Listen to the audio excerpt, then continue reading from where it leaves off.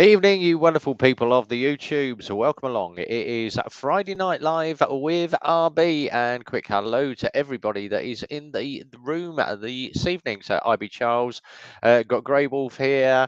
We've got Mad Old Biker, Paul Keating, and of course Darren Spears, Simon Brackett's here as well, and Howie 702. And I'm on the headset tonight, so hopefully a little bit better sound rather than those horrible Rode mics that I've been using that pick up the Henry the Hoover computer going on. So I was on Peaky's stream on Wednesday. He said the headset sounds a lot better. So we'll tuck that out of the way because it is picking up a little bit of fluff. There we go. That's better. So you should be able to hear me now. As always, the link is up in the side chat over here. Jump onto the StreamYard link. You're very, very welcome. Come along and join us. And of course, all the good people are here. So it's great to see you all. A little bit of humour as well. As Darren says, a little bit of humour. He won't have a little bit of humour after the bike that I'm about to pass him for next week. I've told the guy, he said, came into us, he said, I think my clutch is slipping. I went, now it's quiet. All right, well, I'll bring it up a little bit.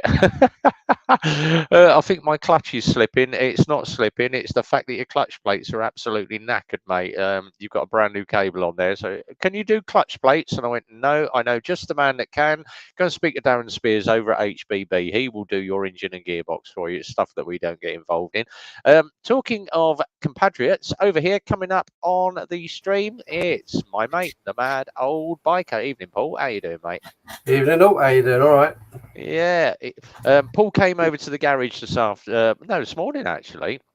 Morning, midday sort of ish, and had a look. We got the VFR sitting on the yard, and he did enjoy it. That was a bit of kit. It's up for 2,650, Paul. Okay. Which is that for a VFR that is an O2 plate in bloody good condition for 2,650. It's an absolute steal. So damn good bike. The ride video is up. I did manage to post the 2 to Eclipse. I haven't managed to post mine up yet because obviously it's still editing. I've still got the K1300 to do. So it's not a scooter, Darren. It's oh god, what the bloody hell was it? I think it's a CB1000 or something. It's a big old beast. So we don't get involved in clutches and gearboxes, but something you can do. Managed to turn a set of fork seals around in 2 hours this week, so I'm getting better at doing forks. And then Phil said to me, "You doing your GTR?" No, it's going to Darren's. I can't be asked doing my own bike. Darren knows the GTR better than me. So I will get that over to Darren's after I come off of holiday. What are you drinking tonight, Paul? Well, I'm on antibiotics because I've got tonsillitis, so it's water. I'm being numpty tonight. I've got the Merlot there, but my neighbour from next door, he's brought me some good old English beers, and he said, "I've got you a couple of these. You'll recognise the logo on this, the Trooper." Trooper, yeah. Good old Iron Maiden logo on that. So I'm going to look forward to a little bit of that later on. There's a band of bikers that have that logo on their patches. Yeah. But it's been a bloody good week this week. Peaky is in Wales at the moment. He did send me a little sat nav of where he is, so he's up in Wales at the moment riding with the boys. Whether he comes on, I don't know. I haven't seen Simon in absolutely ages. I think Simon's absolutely snowed under with work as well. But we've got, how many we got watching? We've got 16 on, so 16 people watching. If you want to come and jump in, there is a StreamYard link over there. Come and join in with me and Mad Old Biker. Now, we did the little run to Super Sausage. One of the bike racers sponsored by that beer rev. Thanks for that, Darren. I didn't know that. There was a little run to Super Sausage last weekend, and literally everybody from the little moto vlog community was there. Evening, Matt. Obviously, I had to finish early, but Paul and the boys, Uncle Red, Rhythmic, and everybody all headed down to, I believe, Gasoline Juice and had a little run down to Gasoline Juice. Did you go, Paul? Well, the other week we went to Gasoline and Juice. This week we had a little ride down to a nice little place called Brill, which has a windmill. We had a little run down there, and it was quite a nice little run, actually. We left poor Rhythmic behind. I didn't realise, but he got chatting with someone, and we'd all gone, and I thought he was behind me. So if you're watching Rhythmic, I do apologise. I thought you were right behind me. Oh, bless. But we'd left him behind, but he did a good job catching us up. Oh, bless. That video is actually up. Evening to German Jobbies. German Jobbies has just joined us in the room as well. Now, Rhythmic Biker is currently at 971. I'm going to post his link up here, guys. If you haven't subscribed to the Rhythmic Biker, then I suggest you go across, do so. Link is down here. YouTube at the Rhythmic Biker. Let's see if we can surprise Rhythmic and get him over 1,000 by the end of the evening. I'm going to keep plugging Rhythmic because I like plugging other channels all the time. And believe it or not, there is a Scottish moto vlog channel up now. So Lockwood, Ayrshire Vlogster, all the boys up there, Bruce and everybody have now got themselves a Scottish biker channel.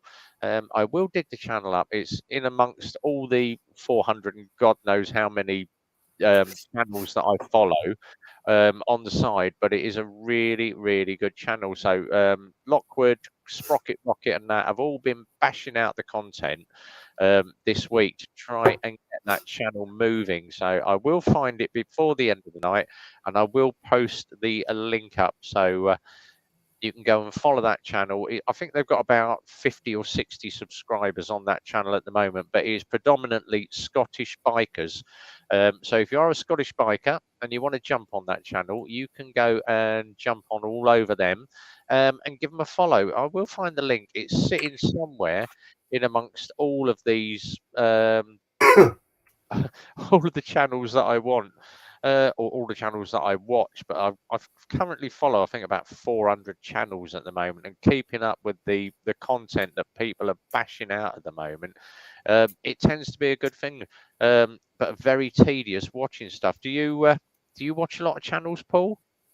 I try. It's very difficult keeping up with the amount of channels that there are. I tend to stack them up and put them on to watch later. So I then sort of get a chance when I'm offline or I'm waiting for stuff to happen, uploads and stuff, and I'll catch up with them then. So I put them in a little order so that I can, watch them at my leisure. There we go. I've just found it. Square Slice Moto is the channel. So if you happen to be a Scottish biker, there we go. That's being posted up now when the computer catches up with what I'm doing. Square Slice Moto is the channel to follow. Go and give those guys a quick follow. They've got 62 subscribers at the moment. There's Lockwood out there. You've got Ayrshire Vlogster, obviously Sprocket Rocket. There's a really good one of the Lockwood out on his rebuilt VFR 750. Well, Lockwood knows that I absolutely love that VFR. Gorgeous looking machine.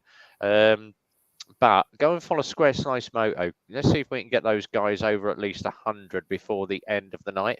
And lo and behold, John Diehard McLean is in the room. So JDM's in the room. Evening, buddy. Good to see you. Let's see who else is there. Obviously, Howie's just said only watch this one on a Friday night. Thanks, Howie. Yeah, but it's been a bloody weird week. There was a bike shop that came up. I can't remember where they were, but it came up on my. We tend to get an email called Dealer News, and it tells you what all the dealers are doing in the area. There is a new Michelin mud tracking tire out for adventure bikes that is due to be released in the next couple of weeks, and it's meant to be sort of catching on and promoting, trying to compete with the Pirellis and the Avons. But this Michelin tire, it literally looks like a motocross tire with lines through it. So it's semi-road, semi-motocross. But they reckon that Michelin tire is going to be the one for your BMWs that go off-road, your Africa Twins, your Green Lane people. But it's one of those tires to watch. So they reckon they're going to launch it this coming Monday, the new Michelin tire for off-roading. It's one to keep hold of. And the one that really did put me down a little bit was there's a dealership up the north, and they've been in business 60 years. They've been doing business for 60 years. The council bought all the property either side of their bike dealership.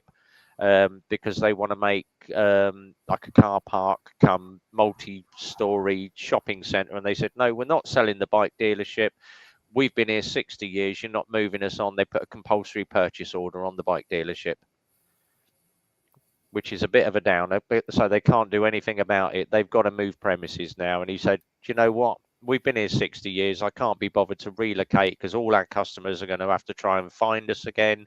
There's nothing in the area. So they've shut shop now after 60 years. And I think that is a really bad thing for the bike business. Really, really bad. How the council can put a compulsory purchase order on their property and go, right, sorry, but we're having your dealership. You can't stop us from buying your property. So yeah, it's not on. Yeah, I only ever go off road if I get the corner or too busy playing that guitar, Howie. Oh, here we go. Darren, I've just bought PR6s for the BMW. Yeah. Grey Wolf, good evening, buddy. And yeah, Ivy Charles, yeah, it really is sad news. 60 years as a dealership, and he was only going to go for about another 5-6 years.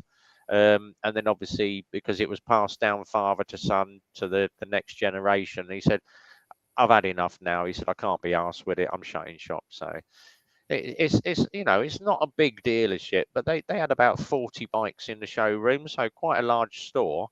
But for them to lose everything due to a local council just saying, we're buying your building, you can't stop us, really, really hits home. And it's like everybody, we're trying to find premises at the moment because obviously the garage at the moment, the amount of bikes that I have to push in and out every morning, if we had bigger area, then I could just leave them all in the showroom every day. And we could still do obviously car work and bike work, but trying to find premises in Milton Keynes is like trying to find a needle in a haystack. It is not happening.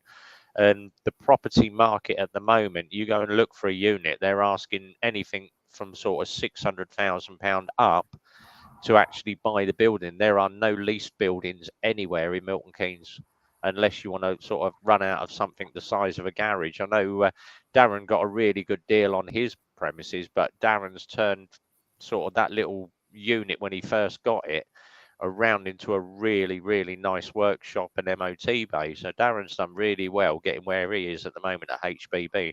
And I love promoting Darren because Darren does some really good stuff. But finding premises for garage work, and even someone new that wants to come into sort of the garage or the bike business and run their own little business, you can't do it. A lot of people now are going mobile and working out the back of vans, which is the only way to go really with the amount of sort of the rates, the electric and gas costs at the moment. You just can't maintain your overheads. Kick Superbike Factory out. Yeah. I don't think that's a shambles of a business in some ways. I know there's a lot of supporters for it, but I went to the opening in Milton Keynes a couple of weeks back, and I wouldn't have minded, but if that was going to be their opening debut for Milton Keynes, it would have been so much better if someone had actually bothered putting a sponge around some of them bikes. Yeah. And some of them are a bit untidy, and they didn't let you sit on the bikes. The whole thing of going to buy a bike, you might not have a customer now, but you've got to think about, is that person going to be a customer tomorrow, next week, next year? And they weren't letting anyone sit on the bikes, and I thought that was a bit off. We do that all the time. We get people coming to look at bikes, and we're always pulling bikes in and out the showroom. Do you want to sit on it? We had a guy over today. He said, I'm looking at a scooter. Only want a little 125. We got the Titans, the WKs, the Auras, the new SRT from Lex Motor, which is a really nice bike. He sat on about 5 bikes, and then he went, what's the cheapest one you do? And I went, Titan. And he went, oh, yeah, I don't like blue. I said, well, I've got red or grey. Come and have a look. Sit. And he's already sat on the blue one. And I said to him, sit on the red one. He said, well, I've sat on the blue one. I went, yeah, but sit on the red one and look at the panels. And he went, I'll have the red one. I prefer the red one when I'm sat on it. I went, exactly. Sit on it. You will know what the colour feels like. And it's not till you sit on a bike, you will either say, I like it, or I don't like it.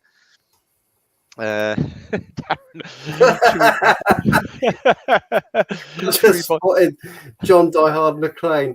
See all those coning months who have been warning about their GoPros.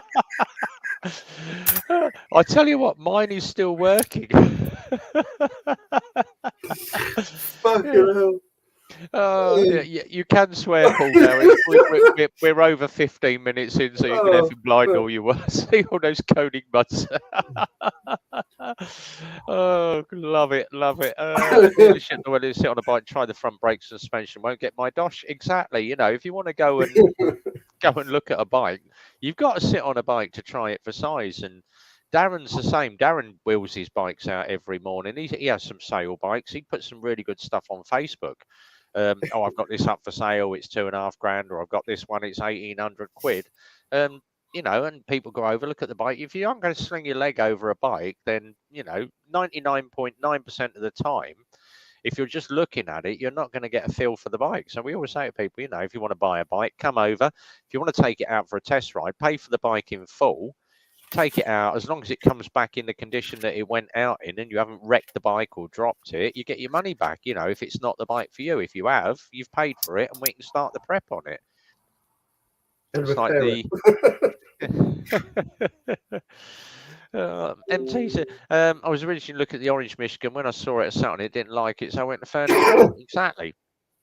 You know, you get a totally different look of the paint scheme when you're actually sat on a bike to when you're actually looking at it from the side. Not just that, it's all about, for me, I mean, it's seat and handlebar comfort. But, you know, as you all know, I bought Stuart Z-Head's ZZR 1400, and I rode it back from Glasgow, and I got to be honest, I don't think I caught any of the scenery. I don't think I gave a shat about the scenery. It was all about just getting the bike home. So I didn't really enjoy it. It was a 6-hour ride home to 3 stops, and all the while down, I was just thinking to myself, is this the right bike for me? Because that long ride kind of took it out of me. It was a long old haul, and I got back and I thought, first thing I'm going to need on this bitch is bar risers. So bar risers, I've got the full. If I could get away with bloody 2-inch bar risers, I probably would, because I'm an old bastard. But I've got the 30mm ones on there, which I think is the max. I'm not sure you can get any higher than that without having a whole handlebar conversion. But I've got it. I've got it 99% the way I want it. Changed quite a few things. You can go 50 on that, Paul. Can you? Yeah, I've got 50mm on mine on the GTR. I've got 50, that big aluminium block on mine. They're a 50mm riser, but you have to put the brake extender, which is that little aluminium block, so extend the lines out. Yeah, I don't want to be messing around with that sort of shit. I mean, it's fine, but I've got to be honest. I still, after a couple of hours in the seat, I still have a bit of a neck ache, and I think that's highlighted another thing to me is, whether people agree with me or not, I don't know. But I actually think fitness is a big part of ape hangers. Yeah, Howie, great idea. Maybe I will. I see me on a ZZR. I think I suggested that to Rhythmic the other day. Let's get ape hangers. But I think the other thing for me, I think, is fitness. I don't know what anyone else does, but I'm kind of thinking I've gone through this little bit of a bug over the last few days, and riding yesterday just wasn't a pleasure. I found myself in Oxfordshire for some reason. I only went out for milk, and I fucking ended up in Oxfordshire. Fuck knows why. But I got back after that, and I thought, I'm knackered, and I think I need to up my fitness, because I don't care what anyone says. When you're on a bike, it does take it out of you. It does when you're riding. Yeah. We did. Oh God, where did we go? HCAF down in Berrinsford, Oxford. That was a nice ride out. We took all the crew down there. That was a nice 45 mile run, but dragging it back, and me and Simon did dual carriageway all the way, and just concentrating on filtering between cars. The concentration, you get back and you're like, Jesus Christ, I'm knackered after that ride. It does. It drains you. Filtering drains. I mean, I was filtering pretty much all the way up the M1 last night. I went from London to Oakley, and I thought me and my 2 mates were going to be the only sad gits at Oakley. But sure enough, we got there. There was about 50 bikes there. But that was it does. I find that a strain. I don't mind doing it, but when you're filtering, I don't know about you lot, but you get some people that will go out of their way to get out of your way, and then you get some people that just don't give a shit, and they'll actually move in on you. And I'll give them a rev bomb. I mean, just to, just say I'm here, get out of the way. Exactly. Buy a Suzuki to push it back. Yeah. The boys from Square Slice Moto are in the room, so if you, I'm going to plug them again. If you haven't subscribed to their channel, go on YouTube, put in Square Slice Moto, follow the channel. They are currently, let me just refresh it. They were 62 when we logged on. They're at 65 now. Let's see if we can get the boys up to 100 before the end of the night. And don't forget Rhythmic Biker. If you haven't subscribed to Rhythmic Biker, he's on 900. Oh, he's on 972. No, he's still at 90, so he's gone up one now. Rhythmic Biker, go and subscribe to his channel, which is there. Rhythmic Biker, go and see if we can get Rhythmic over 1,000 before the end of the night. That'll be a nice little Saturday surprise for him after Super Sausage. My last ride this Sunday, because I am away to holiday on Monday. We're off to Norfolk. Yay!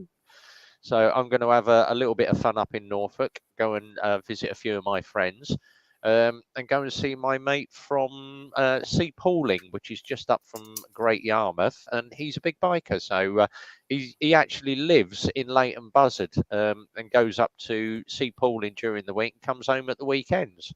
We've got a little arcade up there, so we're going to go and give him a little video and a view up there. So take the drone up with me. Square Slice Moto, you're welcome, guys. So yeah, we're going to try. Don't forget, Square Slice Moto is aimed at the Scottish biker channels. You can go and follow them, but if you want to be on their channel, you need to be a Scottish biker, because it's predominantly anybody that is north of the border, the Hadrian's Wall, as we DNA Dane subbed. Paul's just subbed to Square Slice. Evening all, DNA Dane. Good to see you, buddy. Welcome along to the stream on a Friday night. So yeah, if anybody wants to come and jump in on the StreamYard, I'm sure the boys from Square Slice would love to jump in and tell us a little bit about their channel, what it's all about. They were we had Mark from the Escher Vlogster that was in on Peaky Stream on Wednesday telling us a little bit about the channel. But if you boys are out there and you wanted to come and jump in on the StreamYard, tell us about your channel. Let's give it a little bit of promotion. German Jobbies, yes, I am. I'm actually going to a place called Kessingland, which is, I think, about 2 miles from Africa Alive.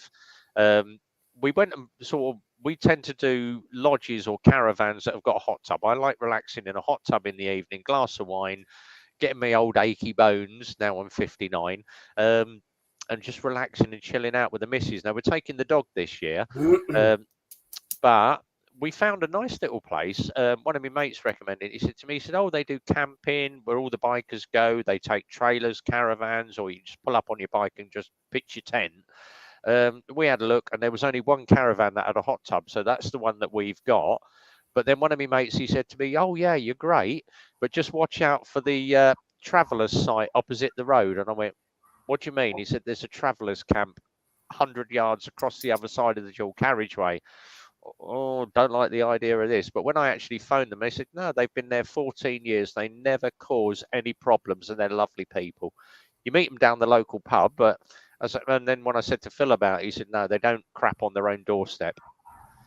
So, yeah, I'm looking forward to it. Grey Wolf, Paul, the ZZRs feel a bit cramped after a while, legs tucked up and weight on the wrist. Whoever smile it for, so yeah, it's worth it for the smile factor. This is it, Grey Wolf. I think the faster you go, the more wind pushes you off the handlebar. So you've got to keep it going at a constant 80. Not good in the towns and villages, but yeah, nonetheless. Darren subbed, he wants to be. Howie, I had 260 subs yesterday. Now today, some knobs buggered off at about 2.5. All good fun. Lovely. Is that mine? Oh, Paul's got a cup of tea. Oh, brilliant. Yeah, as I say, StreamYard link's up, guys. If anybody wants to come and jump in on the StreamYard link, come and join me and Paul. I've just noticed in the background, how many bloody crash helmets have you got? You know what? I had to put a special shelf up because it was just getting stupid. My first one that I got was the one that's the second one down. But recently, I don't know whether you saw it, but I've got the new Ruroc Horus. Shall I bring it down and show you? Yeah, go on. Let's have a butcher's. Yeah, it's quite a special little lid, if I say so myself. What we got? It certainly gets some looks and points, but check that bad boy out. Yeah, that was the one I saw last weekend. Yeah, It's got the that is clear visor on really it at the nice. moment. It's normally got the gold one that goes better with it, but yeah, it's quite nice. It wasn't cheap, but at the end of the day, you can't put a price on safety, can you? Exactly. Yeah, Paul's got nearly as many lids as TMF. Yes, but the only thing is, when Paul goes down the Super Sausage, he doesn't tell people to fuck off. No. Oh yeah. He's had a lot of bad press about that, hasn't he? He's lost a few subscribers. He's lost. Yeah. You don't turn around at Super Sausage and like, do you mind? I'm eating my breakfast. Well, I can turn up to Super Sausage, and if I get any problems with this, how about that? Rhythmic's got his lightsaber. Which customer did you seize that off of? No, it's not. This is a film prop. This is from the film Highlander. Oh, Actually, a proper katana. Proper katana. It's the sword of Duncan from the film Highlander. That is very, very nice. That'll keep the burglars away. Yeah, I don't think we're going to get any burglars around here somehow. Yeah. That's pretty. Yeah, exactly. Yeah, golden point. Exactly. That is a very nice. I've actually seen that Crash helmet because he had it on last Sunday. But nice little bit of kit that was. Got a couple of messages coming in on the YouTube. I shall reply to Square Slice Moto later. Oh, there's a question here. Someone's just messaged me a question via my YouTube channel. ACF 50, can I apply it to all metal and plastic areas? Is it like a spray? My new bike started to get rust and I'm mad about it, kind of. Yes, ACF 50, you can smack everywhere. So it comes in little cans. You get a little tube on, yeah. Spray it all over the engine, or what I tend to do, ACF 50 is about 20 quid a can at the moment.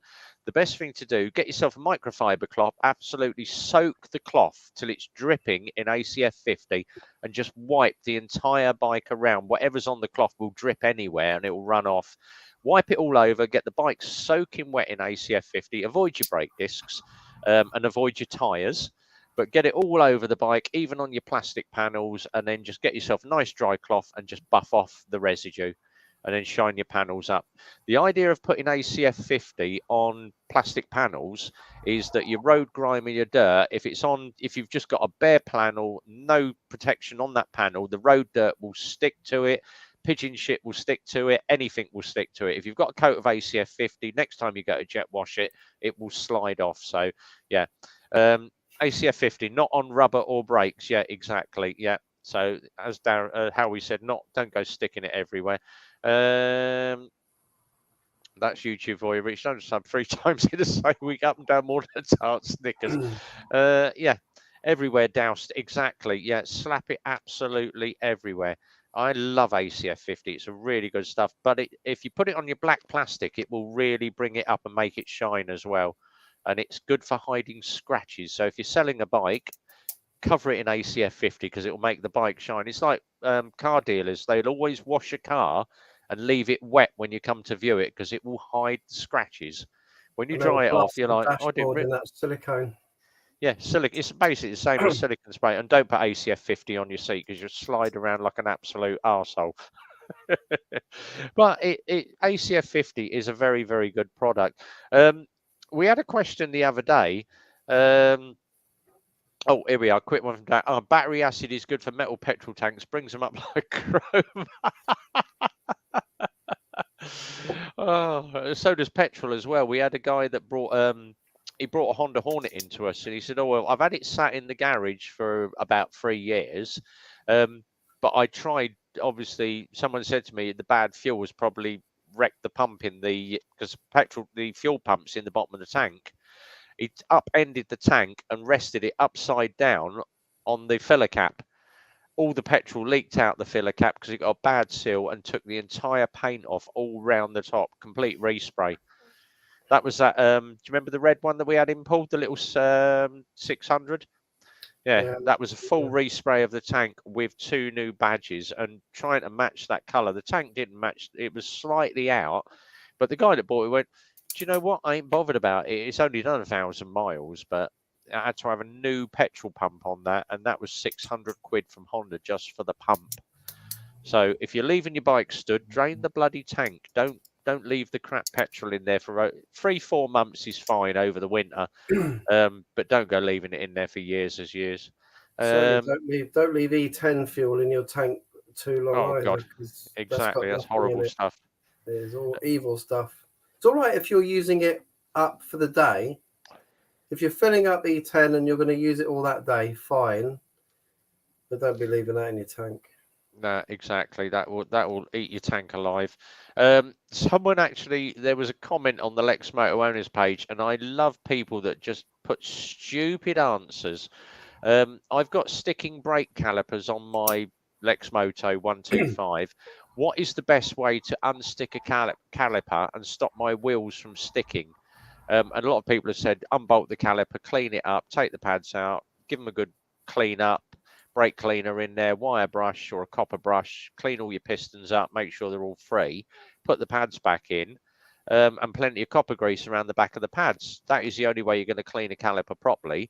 And then, of course, someone come in and said, oh, the best thing to use on your brakes if you've got sticking wheels is WD-40.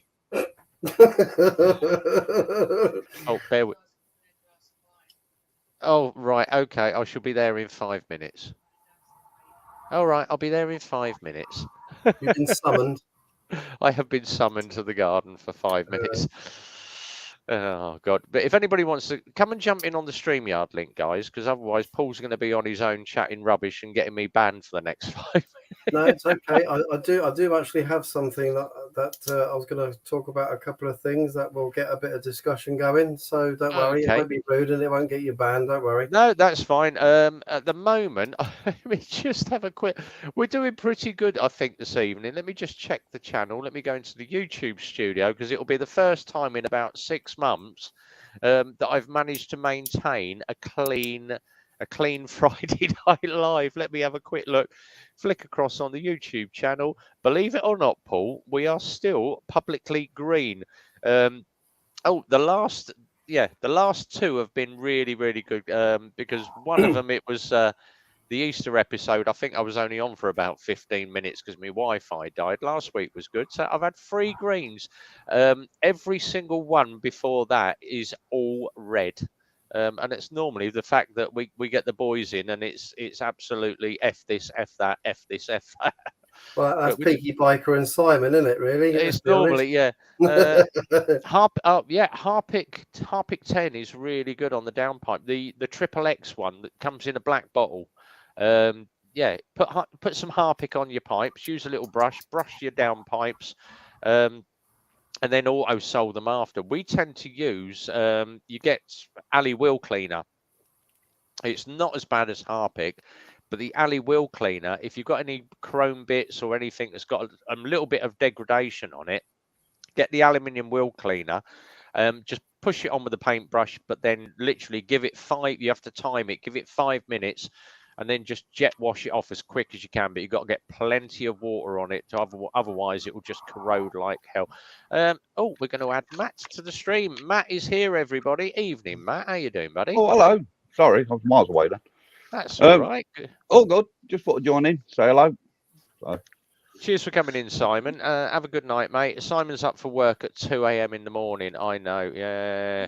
I'd be Charles. Sorry, he was late to coffee. Did you say WD-40 for my brake pads? Yeah. You always get people that make stupid answers on some of the posts that just want to cause mayhem. But what would happen if you actually did that and you went down the road, crashed your bike, and then the cop was like, what happened? Well, I put WD-40 on my brake pads because they were sticking. All right. Yeah, but this guy told me to do it. How would that person be liable? Depends whether deleted the message or not, and you've got screenshots, isn't it? Exactly. It's a very fine line. Civil case as well, won't it? Exactly. Yeah. Right, I'm going to disappear. Oh, Grey Wolf's about to pop in the stream, everybody. So let me see if I can get him on. Here he is. I haven't seen him in ages. How you doing, buddy? He's there. Has he got any audio yet? If he's watching on YouTube, this is like the Eurovision Song Contest. Are you there, Poland? Are you there? Whoa. Hello. Good evening. Good evening to you, Rev. How you doing, buddy? All right, mate. Good, That's good. Just the Good. Scottish That's time good. difference, isn't it? Yeah, it's There's a lag. If you're watching on YouTube, the best thing to do is mute your YouTube and listen in StreamYard, because otherwise you're going to get the lag of the YouTube when you come to it. Right, I'll try and do that.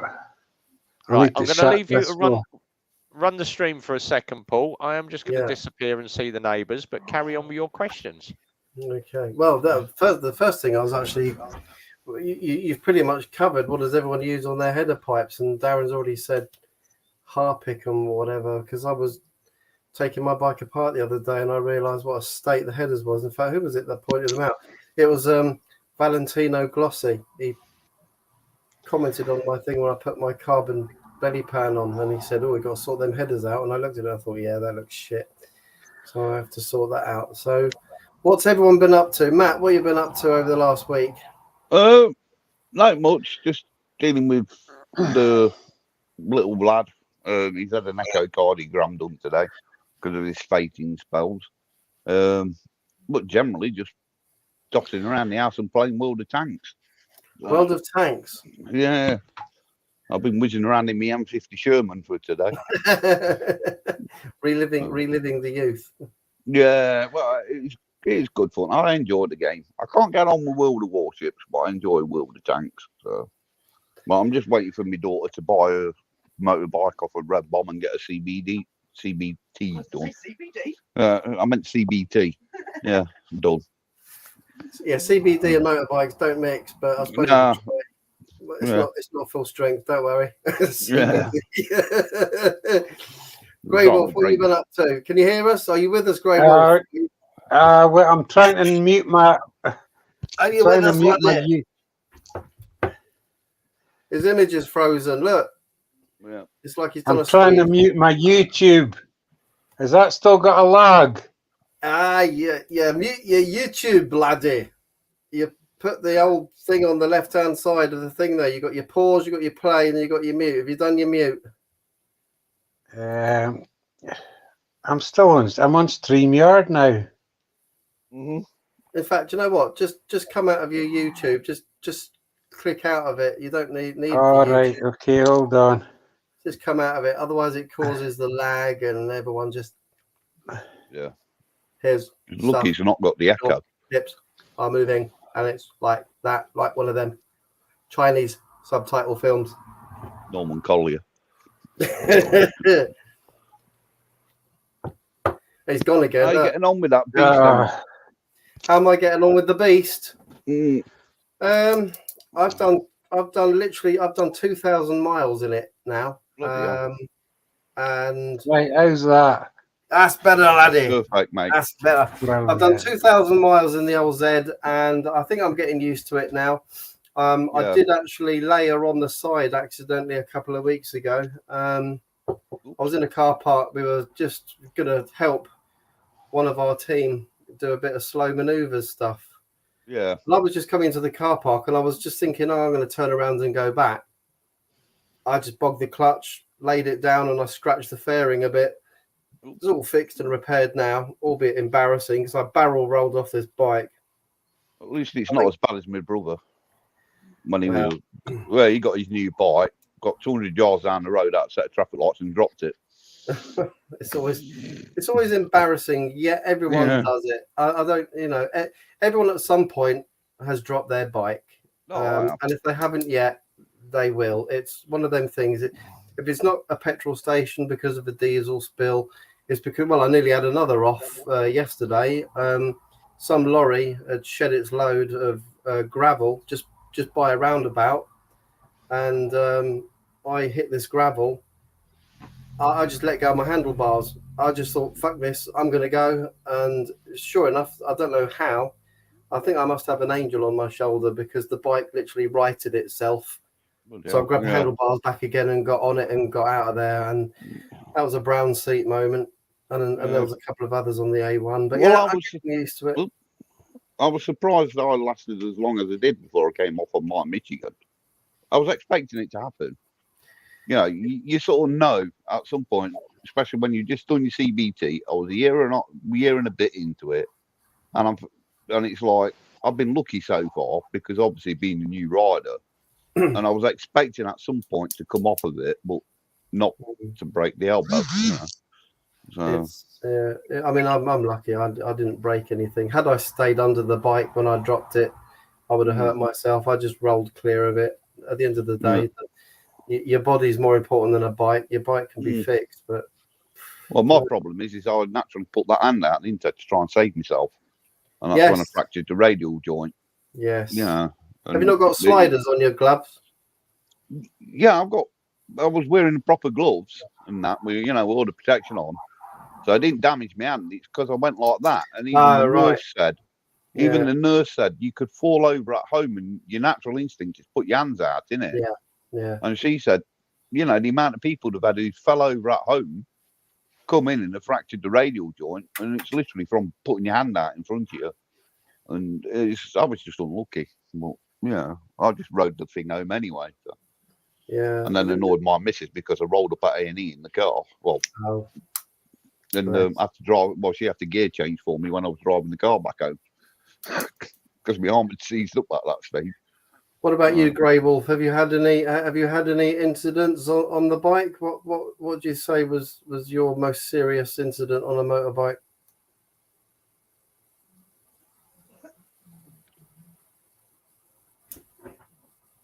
He's gone. It's frozen again. He's frozen. Well, keep the language clean. There's a new guest. Oh, two new guests. Santa's little helper in the background there, Rev. I've got a new friend, next door neighbour's baby. You see all these people? Look, there's Paul, there's Matt, there's Grey Wolf. There's a freeze frame of Grey Wolf. He's there somewhere. He was there. He's gone. Yeah. The Scottish time. What's with the headset, Rev Bomb? What's with the headset? The road mics were good, but they pick up Henry the Hoover, and I'm trying to edit 4 videos, so I've got 4 videos running in the background on edit. Ah, gotcha. I just wondered because it's like you don't normally have the headset on. No, I thought because when I was on Peaky's, he said your audio's really, really clear, and I went, yeah, this is my missus' headset that she uses at work. Right, gotcha. Well, I've got my deluxe. The only thing what annoys me about him is they don't have like the X on them for Xbox or Microsoft. What's that? That's all my stickers. You're not having those. She only comes in to raid the toys from the dog's basket. Just leave the little brown smelly toys alone. Yeah. Oh, what we got there? What's this one? I'm just going to go and get me some biscuits because I had tea delivered, but she neglected to drop me the chocolate. What you got? Is that another toy? Yeah, you're right, German job. What is it? It's a bear. Yeah, you shouldn't be on this stream because you're under 18.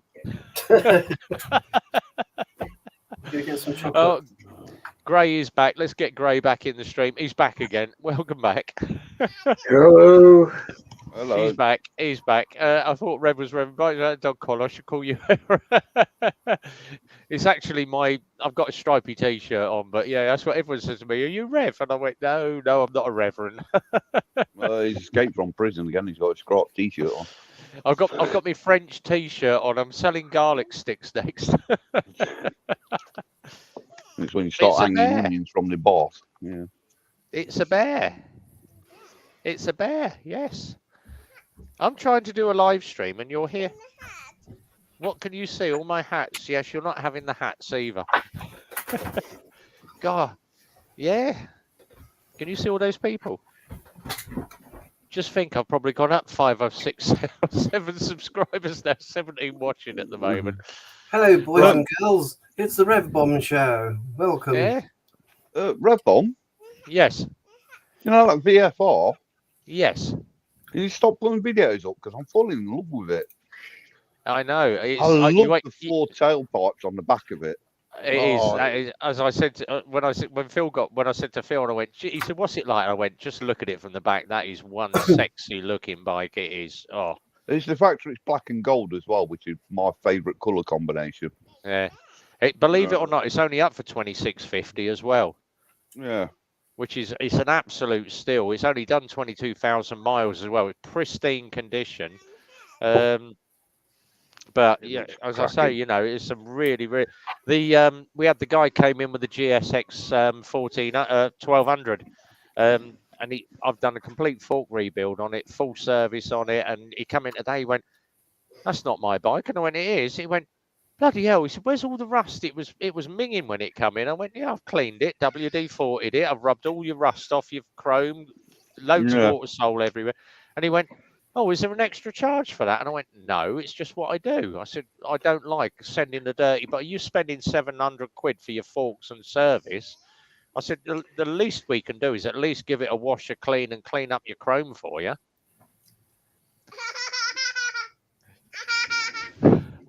You're making a lot of noise there. Santa's little helper. Purple on Freeze is here. Good to see you guys. Welcome along. Sunny Yeah. Florida. Hey, I like the Purple. new... Yeah, like the new host. She's going back over the fence in a minute. You going back to mummy now?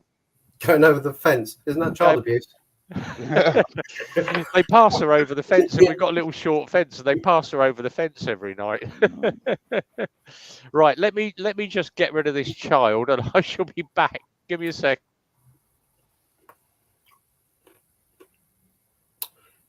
So what you been up to, Grey Wolf? It's nice to meet you. Today I've been. Can you hear me? Yeah.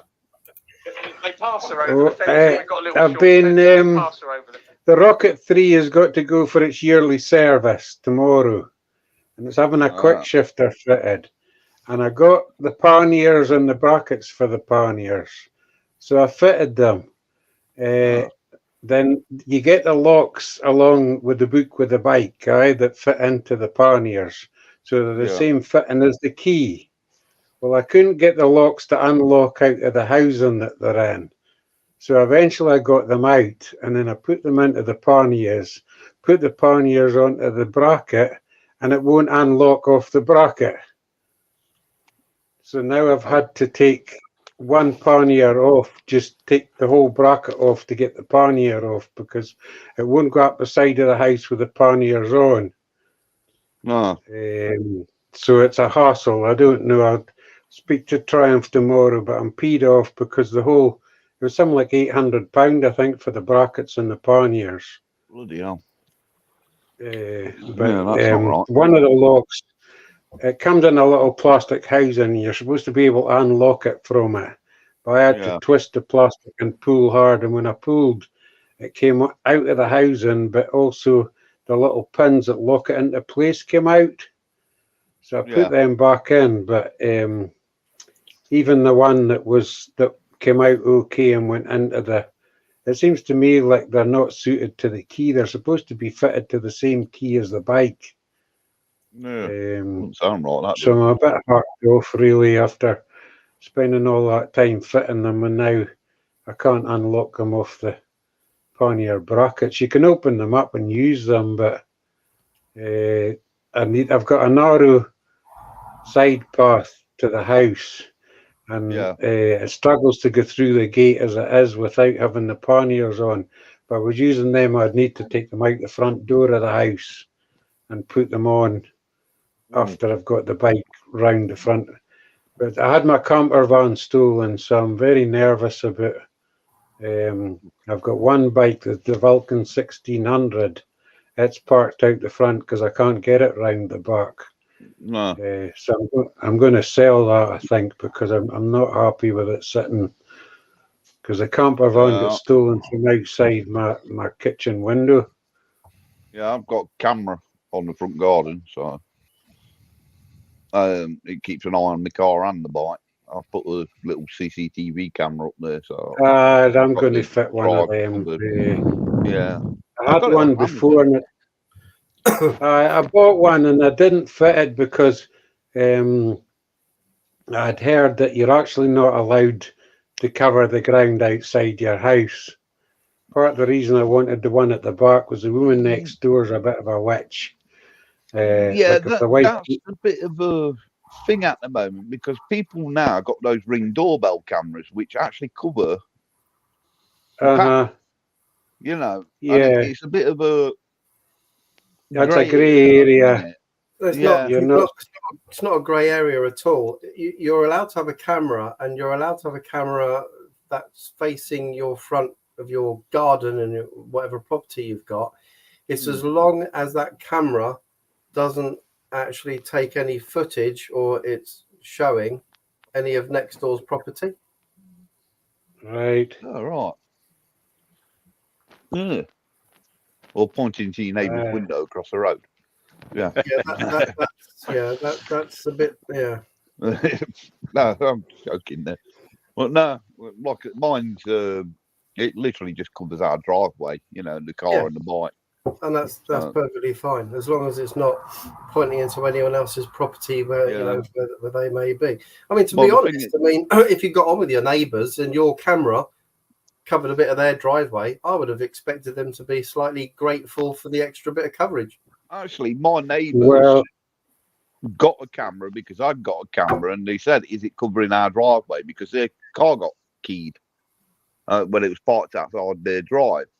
And I went, no, it's just my driveway because of those reasons. So they ended up getting a camera themselves because of that, because of the car getting keyed. Well, the reason I got them was because we got this witch that moved next door. And like if my wife puts out washing, she'll throw like bread and stuff for the seagulls. Yeah. I went to wash my bike the other day. I got a new pressure washer. Took the bike out the shed it's in, the Rocket. And when I went inside to connect the hose, because I don't have an outside top, I came out and all the gulls were hanging about because she'd put bread out. So she'd done that because I was washing the bike. Right, yeah. Right in the office. Hello, Stevie, military bike, is it? Yeah, evening, Stevie. Good to see you, mate. He's out. Obviously, he's done a couple of videos of that big old red bagger that he's got. Great bit of kit though. There's a lot of the guys on the channel got some great bikes now. Yeah, I was going to say I watched Stevie's one about that seat lock, and I was surprised about that on the Harley. How easy it was to sort of take the seat off. And then he put the seat lock on there. Yeah, to stop people from unscrewing it and nicking the bloody seat. Yeah, it was quite a clever bit of kit that was. There's some really good aftermarket stuff out at the moment. They were chatting about it on Peaky Stream about what bike tracker do you get. I've got a Monimoto 7 on mine. I've got one of them. Tucked up out the way, hidden out the way. But you can track. You can literally go on your phone and you can set the sensitivity. So as soon as it moves, you can track it, or if it moves more than a meter, you can track it, or if it moves more than, but you can set all your adaptations in how you want your tracker to react. But it's great because you can track it literally down to the meter by GPS. Yeah. So if your bike does disappear, then at least you can say to the old Bill, well, I've got a Monimoto on it. They're not going to find it. There's so many places on a bike you can hide it. The last place you want to do is just literally wire it to the battery and leave it under the seat. You want to tuck it out the way somewhere. Yeah, hide it. Very, Because the first thing they're going to do is have the seat up to see if there's anything there. And normally they're just going to rip the thing off and throw it away. Well, Blake's Pipes in the room. Welcome, buddy. There was an interesting article the other week in our local rag. There's a bloke got his bike nicked and he got a tracker on it. And when they tracked it to where it was found, the bike, it turns out they got 4 other nicked bikes in the bloody back garden as well. Yeah, and it was only because of his tracker they found the other bikes as well. My one tracker.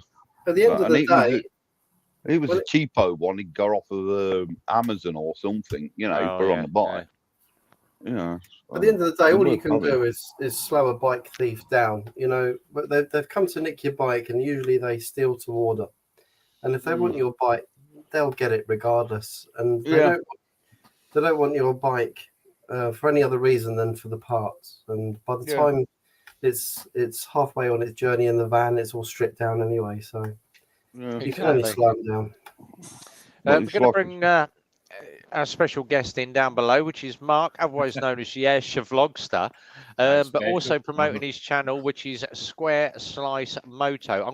I'm determined to get these guys above 100 views, 100 subscribers by the end of the night. So link is down the bottom of the screen. If you haven't subscribed to Square Slice Moto, which is all the Scottish motor vloggers, so that's Chris Sprocket Rocket, Mark Escher Vlogster, Rob, who's Lockwood 92, plus probably loads of others that I haven't heard of, that I haven't probably subscribed to, but great Scottish motor vlog channel. Get on this down below, Square Slice Moto. Mark, give us a little bit of info about the channel and what you intend to do with it, and what's the aim by the end of the year. Well, it's putting a channel together. We started with fresh, so Robert's still got his Lockwood and I've still got my channel. So we started a fresh channel, and it's just to bring content for, well, primarily it was for Scottish motor vloggers and anybody that wants to give it a try. We've got a couple of people who are in the process of setting up who are going to vlog. We've got also other channels that are looking to send us content, which is fine, which we're looking for, but we've actually got two channels down south who are looking to send us some content. Gary Will's rearranging his room. The sounds looks like he's going to bed, actually. The reason behind it was there's a lot of content out for Scottish motor vloggers, and there's a lot of footage out there that's shared across Facebook, Instagram, and all the rest of it. And they can come to the channel and they can put this on the channel. Anybody can put any content on the channel, and they'll get full credit for it. It highlights them. Maybe it will bring them in, and they'll start producing content, because a lot of channels start and give up. Yeah. Which, no, it is difficult. It's definitely difficult to start. Well, we've started a channel, so it is difficult to start a channel from scratch. So that's what the aim is, to bring us all together. Let's mute him a minute. All I can do is wardrobes moving around. Oh, I thought it was a flushing toilet. Yeah, I did. We've got two channels down south who are in the process that are going to send us content. So there is a Scottish theme to it, but anybody's welcome to put content on the channel. We'll also do our own content, which is all about touring. There'll be bike reviews, or some maintenance, all the usual stuff you'd expect, just to get as much content on as we can. That's the crux of it. That's what we aim to do. It's a good idea. Yeah, bloody good idea. And I'll as I say, I love it, because Peaky said to me, he said on Wednesday, he said, you're never about promoting yourself. You're always about promoting the little. I love promoting little channels and getting these guys to 1,000, because at least you guys then start earning some money. Even if it's only 30 quid a month. But it's not about I'm not one of these massive channels like TMF or whatever that bash the content out just to get money in the front door and do it as a full-time job. I do it because I enjoy what I do. I like riding my bikes. It's all good fun. And the content there's just unmute Craig getting back in. Is he burying the name of the witch? Yeah, I love pushing small channels and getting people out there, and that's half why we do the little thing on a Friday. I could be sat on the sofa watching a film with the missus, or having an evening of passion in bed, but she puts up with this crap that I do 7 days a week, and and she's like, oh well, oh god, so and so's commented. She loves sort of putting her head in now, or saying to me, oh, you've got another thing on your YouTube, someone's commented on a bike. Yeah, do you want to answer the question, or me? And she's like, oh, I'll have a go. 9 times out of 10 she's wrong, but the problem I've got now, Rev, is that you were talking about YouTube Studio earlier. You get into YouTube Studio and Square Slice Moto, and we've actually got that much content that we don't know when to release it. What kind of gap to put in between, and how to introduce it, and what to do with it. And also I've been doing quite a lot to do with shorts. JDM's off. I'll catch the rest later. The missus has ruined. He's off. We're See you starting to later, get into JD. shorts and reels and stuff like that as well that none of us have really kind of concentrated on before. So we have got a lot of footage. Also, that camping trip, Sprocket Rocket put a quick video up. You're going to have my edit of it, which is going to be completely different for Robert's, because Robert's got the audio all recorded from all the cardos, and there's a few good moments in the videos, which I'm not going to get into away because that's going to be Robert's edit, but I'm pretty sure it's going to be a cracker because he's got all the audio as well. And the conversations we had, I'm actually scared because the conversations we had in Ricardo and the way, the whole trip, I'm hoping that he keeps some of the stuff out because it's going to be a nightmare. I look forward to that one.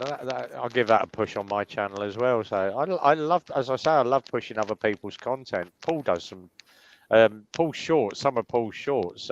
Paul does a lot of TikTok with me. And it depends. TikTok is very hit or miss. Yeah. But it's great for pushing content out. I did the Forkshill one. I think I had like 259 views. And then I've smacked up the VFR, the first look at the VFR. And we literally only had that bike about 8 hours. Picked it up on the Wednesday night. The guy came in and traded it in against our VFR 1200. And that's been in the showroom for, 9-10 months because no one was interested in it. It was just too big a bike. And I took the VFR out. I'm going to blog it. And I TikToked it. I had 2,500 views in the first 24 hours. And I'm like, yeah. We've had, I think, 15, 20 inquiries now. People are saying, how much is it up for? It's not even been priced. I haven't prepped it. I've not done a service on it. I've not checked the bike over. I've not done a PDI. It rides lovely, but it's not going out until I've checked that bike over 100%. The last thing I want is, have an issue with it in 2 months down the road when we've got a warranty on it and it come back. So, and as we said, I said to Phil the other day, I said, we've done, I think 50 or 60 Lex Motos in the last 9 months. And we were getting 1 or 2 bikes back a month, where the other mechanic had done work on it and checked the bike over. And I said to Phil, I said, you can just notice now the quality. 50 or 60 Lex Motos that have come out. I've had one back, and it was a Diablo where the kid's been turning his bike off using the kill switch all the time, and he's just knackered the kill switch. And I said to him, you don't use the kill switch unless you drop the bike. You turn it off on the bloody key. And he's been clicking the kill switch backwards and forwards every day, 6 or 7 times a day. A kill switch is not going to last that long. No. But it just shows, I tend to be very anal and 100% on putting any bike out. We had one the other day. What was it? We had done a PDA. We had 2 new Lexmoto SRTs, which is the new scooters in. And I picked up on a tiny little scratch on the front panel. And Phil went, oh, but that'll buff out. And I went, I ain't having that. Straight on the thing, ordered a new panel. They went, what is it? I went, it's got a tiny scratch on it, but it can be seen.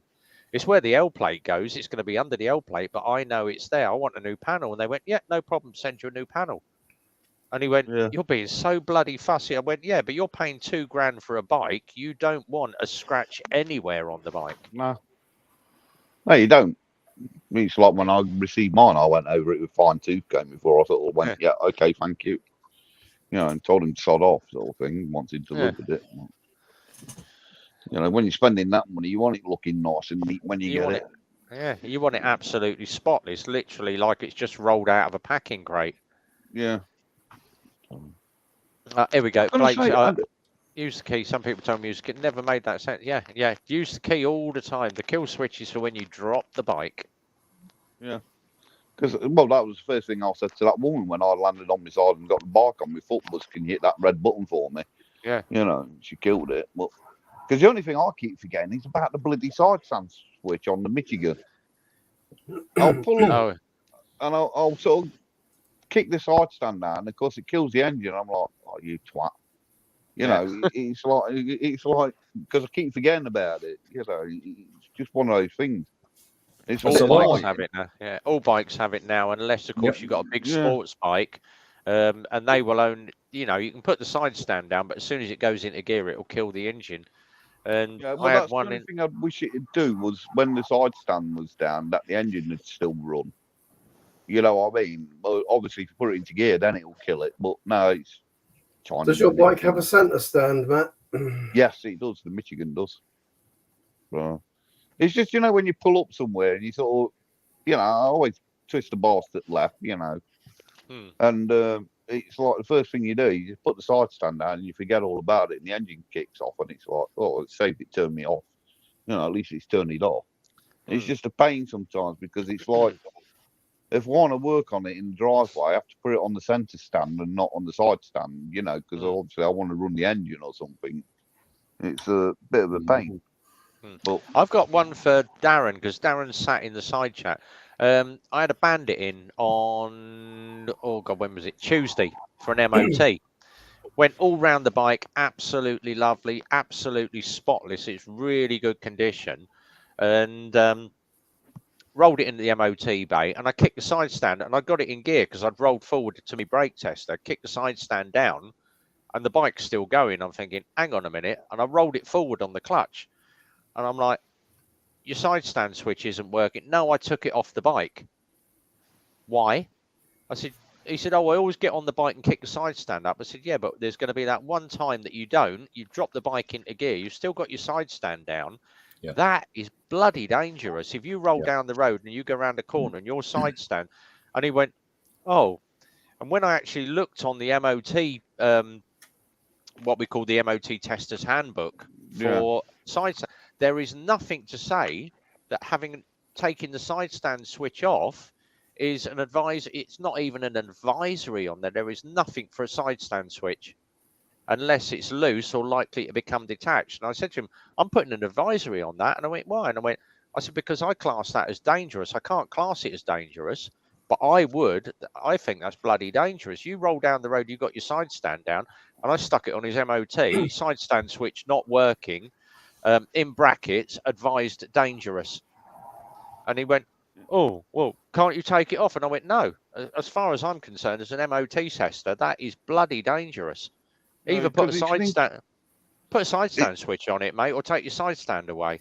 I would say my judgment would be if the bike actually came with a side stand switch and you've modified it, not only have you invalidated your insurance, which is actually a more important point than even the MOT, because the MOT sort of standpoint there must rest on whether or not that bike came as a factory fit with that side stand switch. If it's not in the list of ticks for pass or fail, it's up to people like you, Rev, to actually sort of make a note of that and actually put that to the likes of the DVSA or VOSA or whoever gets to say what the standards are for MOT, because some bikes... He went through the bloody roof because I'd put an advisory. He said, I've had clean passes for years and years. I went, that is, I'm going to pass the bike because there is nothing. You can't fail a bike just because you want to fail the bike. I said, but he's modified the bike.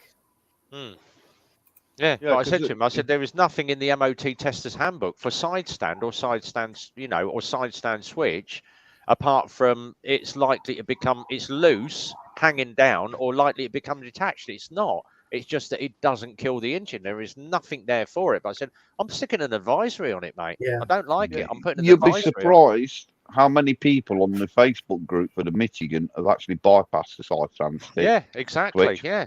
There is loads on there who have done it. And like Paul says, technically you are invalidating your warranty because you modified the bike. No, you're invalidating your insurance. Insurance, I mean. That's what I meant, because you modified the bike. Like you say, it comes with it.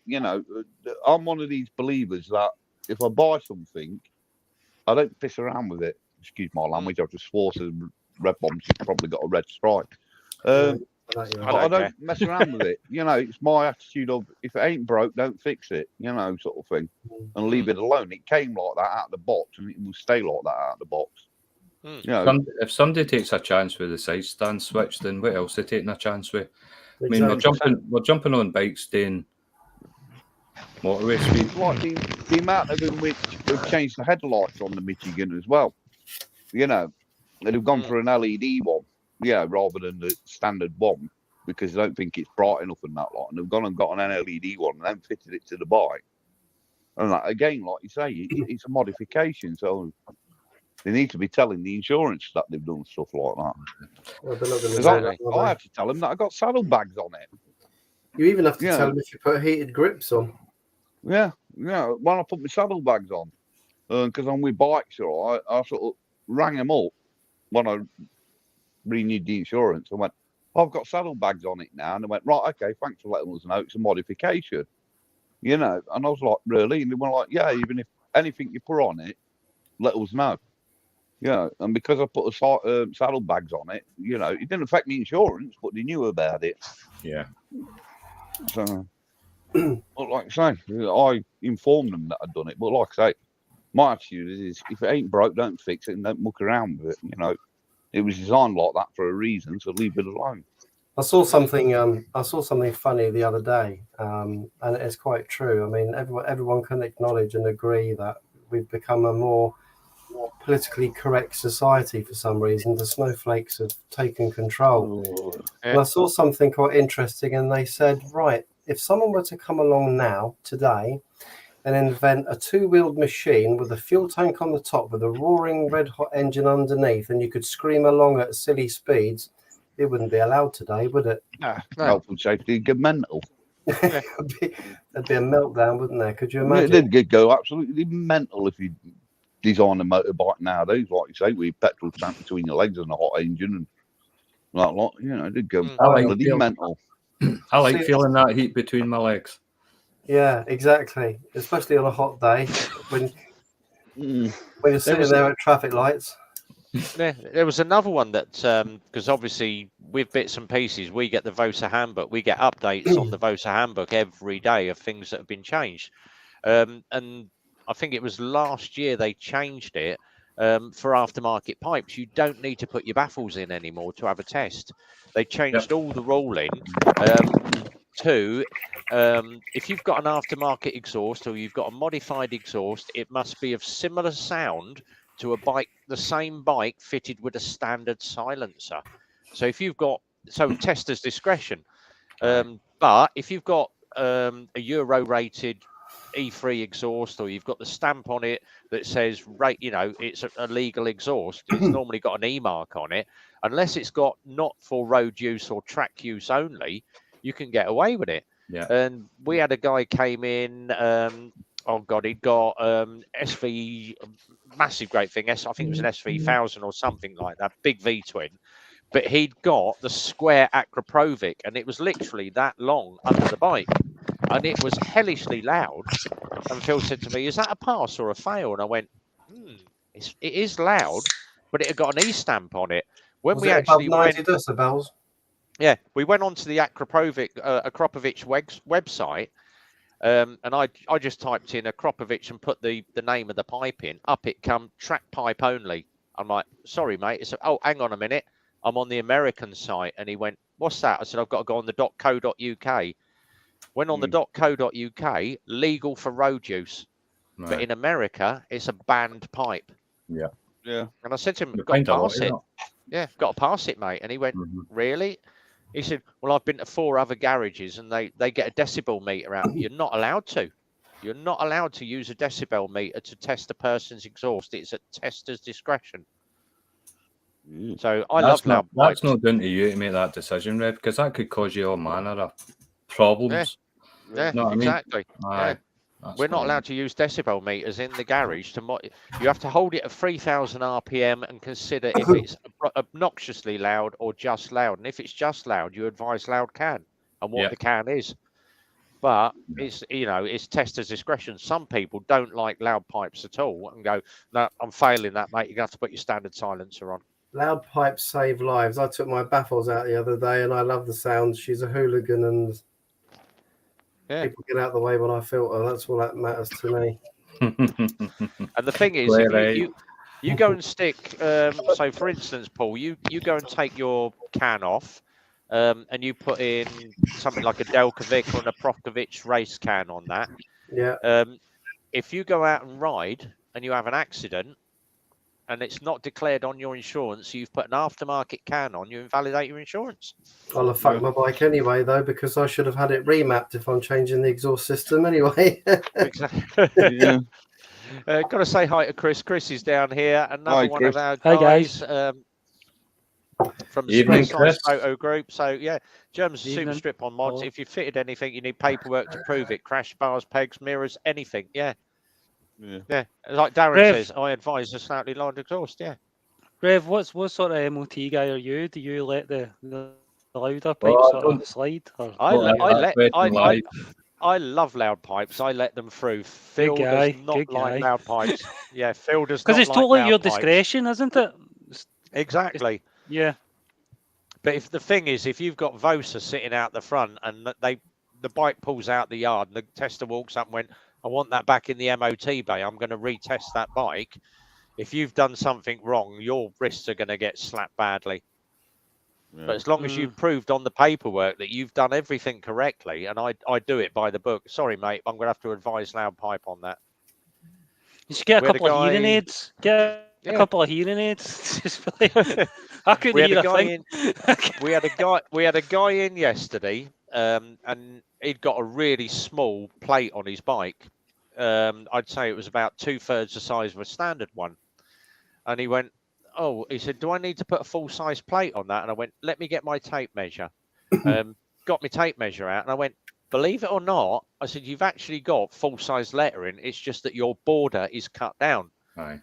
I said, if you'd got anything after September 2021, it's illegal.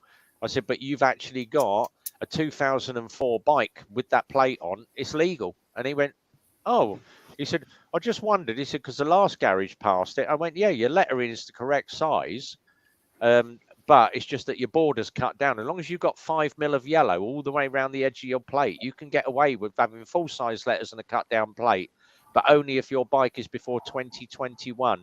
If you go and do it you go and buy a brand new bike and cut your plate down, it's illegal.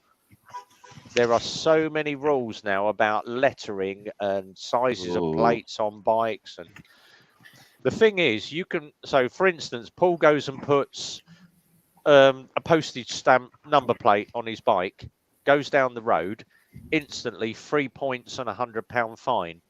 But if Paul takes his number plate off and rides down the road and PC Plod pulls him up and goes, your plate's oh, sorry, mate. Yeah, my plate fell off my bike. It's only £100 fine. I'd probably say fuck off, I outrank you, but I know what you mean. I mean, you know what? I've got to be honest. You know, when you're riding along, before a copper decides to pull you over, he's looking at, or she's looking at, a number of things before they pull you. And believe it or not, the number plate is probably just one thing that might add up to, let's see where we're going to go with this. So the first thing that's going to come up is they're going to run the plate through the PNC, and they're going to check basically you're insured and MOT. If you are, and you're riding safe and you're riding fine, you're not doing something silly, chances are you're going to get left alone. If you're going to go blatting around, if you're wearing a tracksuit. If you're wearing a tracksuit, that's an instant pull, a smack around the head. I'll take your bike off you and I'll have it fucking crushed. Yeah, quick one. IB Charles 125 front L plate. Is it legal to put it on the front mudguard? As Darren says, it has to be visible when you view the bike from the front. If it's on the mudguard and it can't be seen, you're going to get tugged for it. 2 places to put it, either on the fork leg, full size plate. What we do with ours, and we've had a lot of people say, is it legal to cut an L plate down? As long as it is visible and it shows an L plate and you've got enough white border, you can trim off about an inch all the way round. But as long as it shows that it is an L and it can be visibly seen to show that you are a learner. If you've got it cut down so it's the size of a bloody postage stamp, no, absolutely not. If it's on your mudguard and it can't be seen when you're riding, no. It has to be visibly seen from the front of the bike. I think the law needs to change. I'm well up for having L plates on someone that has never had road experience. Okay, so you've got your 17-year-old on a moped, 50cc, fine. But you know, let's look at me. I've only been riding motorbikes officially for the last sort of year and a half, and I kind of like took exception to the fact that I've been driving a car for more than 30 years. I'm an advanced driver. I'm a police driver. And I've got some common sense about me and road experience. Having to have L plates on that 125, I actually found myself in a position where I felt more vulnerable because I felt that I should be more of a command position on the road. Yet people think, learner, you get over there in the gutter. So I think there does need to be some thought and revision on that. I don't know what you guys think. Well, that happens with learner drivers, doesn't it? When you see them going around with a driving instructor, people treat them like shit. Yeah, judgments are made, aren't they? Yeah, and like you say, it's like me. I've got 19 years plus no claims bonus on my car. Mm-hmm. I've been driving since I'm 17. I'm 50 now. I used to drive for a living, so I was doing like 120,000 miles a year and whatever. And like I say, yeah, on the little 125 I've got to have L plates on it, and it's like, I'm not, like you said, a 17-year-old, till they get their license, they're going to be CVT 9 times out of 10. They'll be showing off to the mates, popping wheelies up and down the road and all that lot. I don't. For a start on Michigan, you can't bloody do. Well, I wouldn't even know how to do a wheelie on a Michigan. But you know what I mean? It's like I ride my bike the same way I drive my car. I'm very careful of what I do, and like you say, you get some idiots in cars, and you see because you got L plates on, they treat you like bloody crap. This is my point entirely. He like puts a target on your head, as if to say, "Oh, he's a learner," and they don't realise that I've had car license of 17, and I've got, like I say, 19 year plus no claims on the car, and that. So it just shows that I'm actually a safe driver. Because luckily enough, when I spoke to Bike Shore about it on the insurance, I says, "Look," I said, I know I've got, I'm on loony plates on a little 125, but I've got 19 years plus no claims on my car and all this lot." And they took that into account when they did me insurance and got me insurance cheaper because of that. Yeah, I did. Enough. Yeah. Yeah, because I said to them, I've got 19 years plus no claims in my car.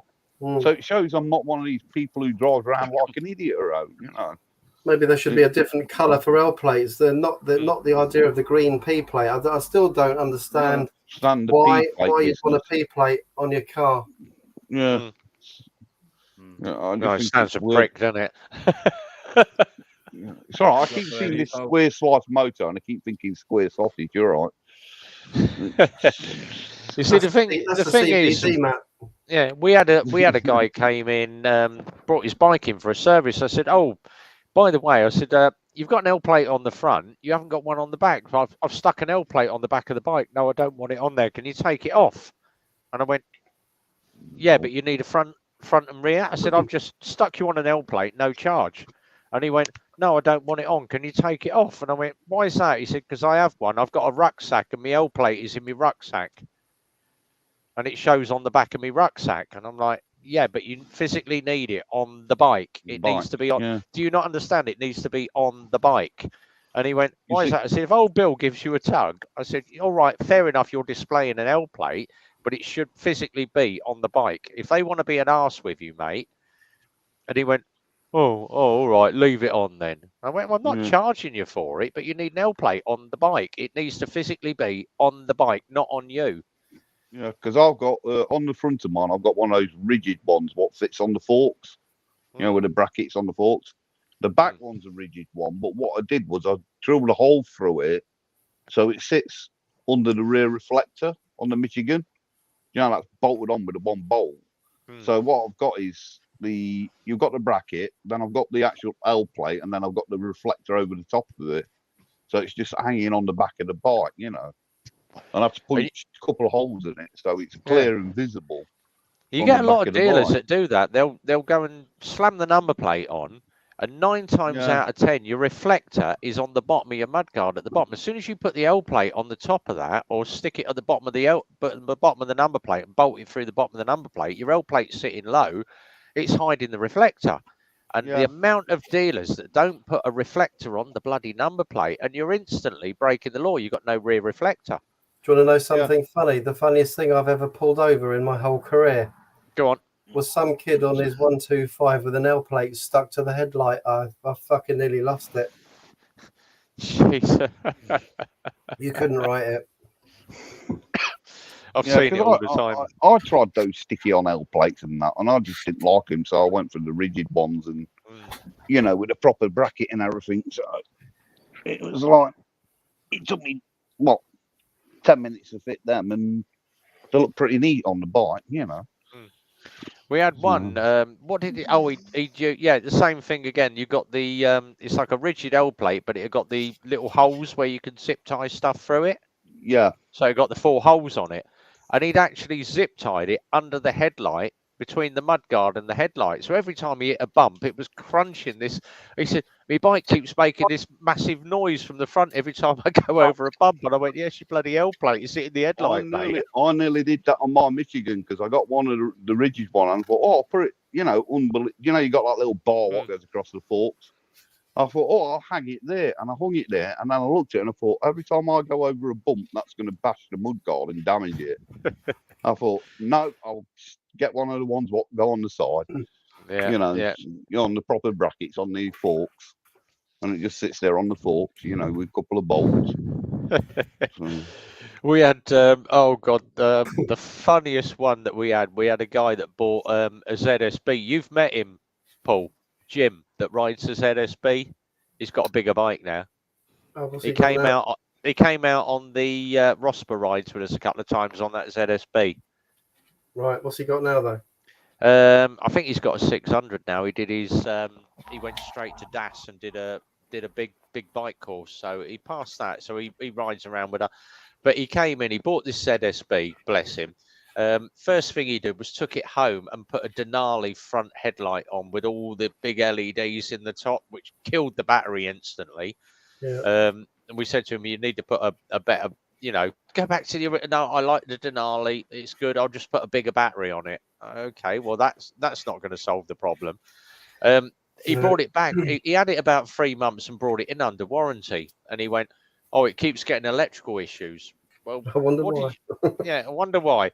He said, he said, I tried fitting air horns on the bike. He'd got a compressor with 2 big air horns, but he'd made the bracket up to fit on the horn button.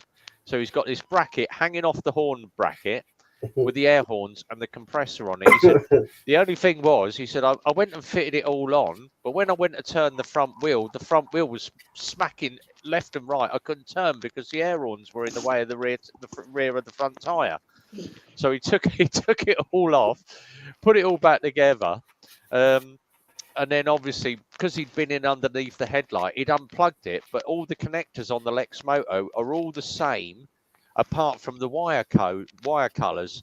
So he'd unplugged them and plugged them all into the wrong blocks. I then wondered why the bike wouldn't start. You're doing plain crazy frog as you're going down the road or something. It's Baby Shark, isn't it? That's the latest hero. Yeah. Baby Shark, yeah. It literally took Phil about 5 minutes to go, wrong connector. Plugged it all back in. It started on the button first time. It's like, if it's not broke, don't go meddling with it. Leave it alone, for God's sake. If it ain't broke, don't fix it. So come on then, Chris. What's your part to play in Square Slice Moto? What are you bringing to the party, my friend? He likes riding Lockie's VFR. I know that. You wouldn't. I'd love that. I'm the fluffer boy. You're the fluffer. That's a good job. I don't know. No, I'm going to try and act respectable because I'm a representative for Square Slice Moto. So, I don't know. I don't know, Mark. Mark, you answer that. What am I?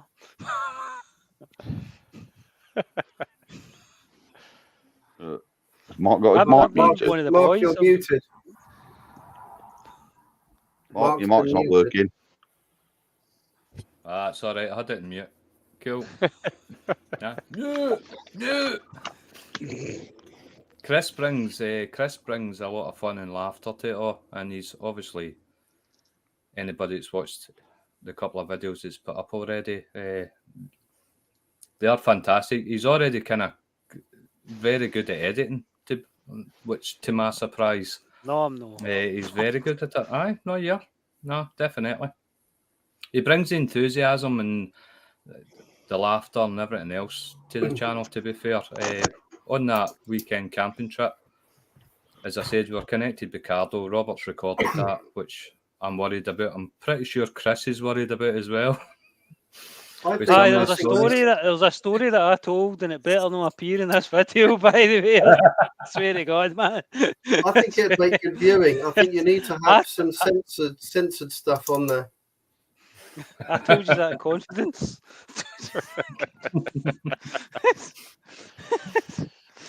But I mean, if it definitely, ends up in it, it was a cracking weekend, and the Cardos make a massive difference. I'm not saying to everybody that no, they need to go and buy Cardos, but some sort of communication device. You see, the whole trip was no, there's gravel here, it's clear, you can overtake, going round the corner. Obviously, you've got to be confident in the person that's giving you the information. So Lockwood was obviously at the front because he's navigating. Mhm. It's either me and Chris in the middle, and there was a few incidents where the communication probably saved us, especially Chris. He nearly got flattened with a tractor with a trailer. Well, it definitely made a massive difference. So I think communication when you're out on a ride as well is just massive. That was my that's first the time. first time I've ever been in it. Aye. Yeah, The first time I've ever been in a group ride with communication on, and it changes it, totally changes. See, for anybody that doesn't have it, you should get it. It's You know what? And I brilliant. think that's a It's very really, valid really good. point. I've been on a few group rides where most certainly it would have been a good idea for us to have some sort of communications, not even just because of the element of getting someone left behind and not knowing where you've all gone. If you're on an area where there's a few roundabouts, you can lose someone quite easily.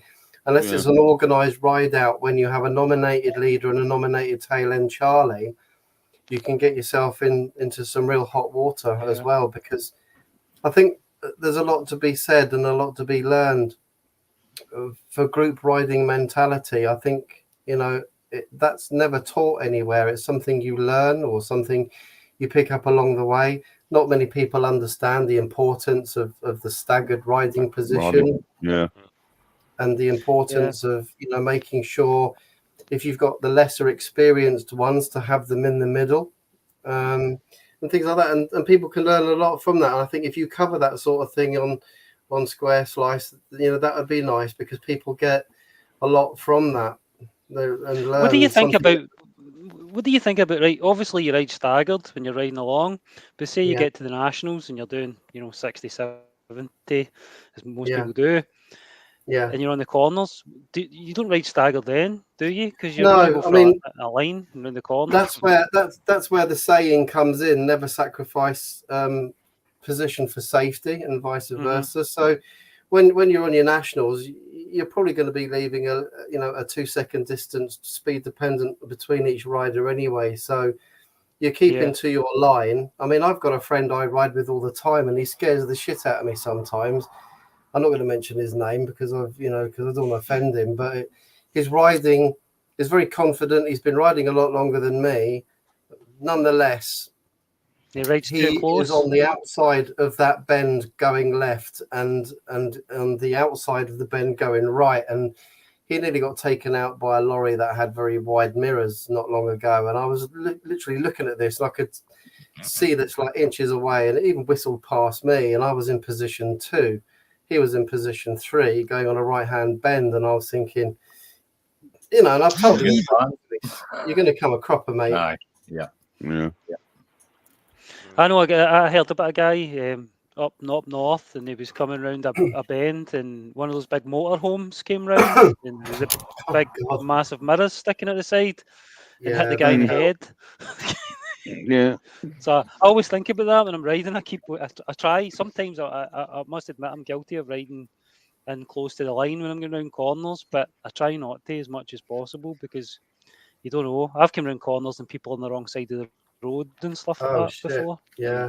Bikers as well as car drivers, by the way. I've come around a corner before and a biker was on the wrong side of the road, coming up to a corner, like very close to the corner. It was that gave me a fright that day.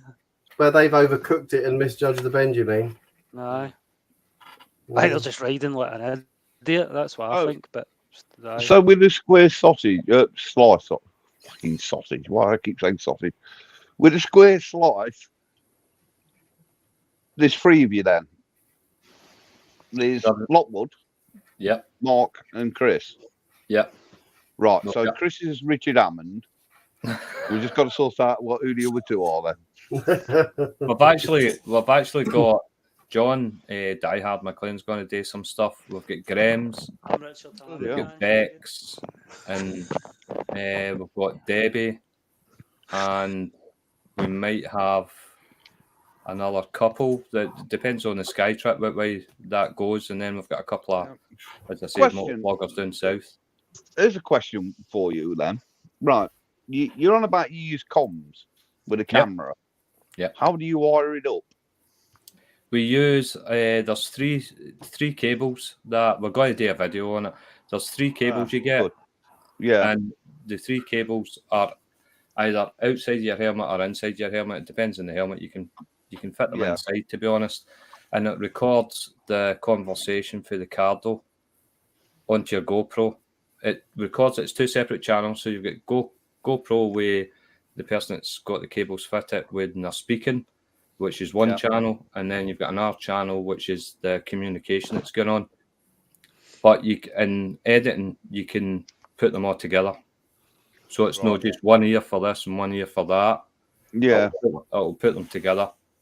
So Yeah, Robert's right. already got that. My cable never arrived to the day we were leaving, so I started fit mines. I was waiting on one cable, the other 2 came, and The reason why I'm asking is because my daughter's going to do her CBT and get a bike off of that person over there, sat in the corner.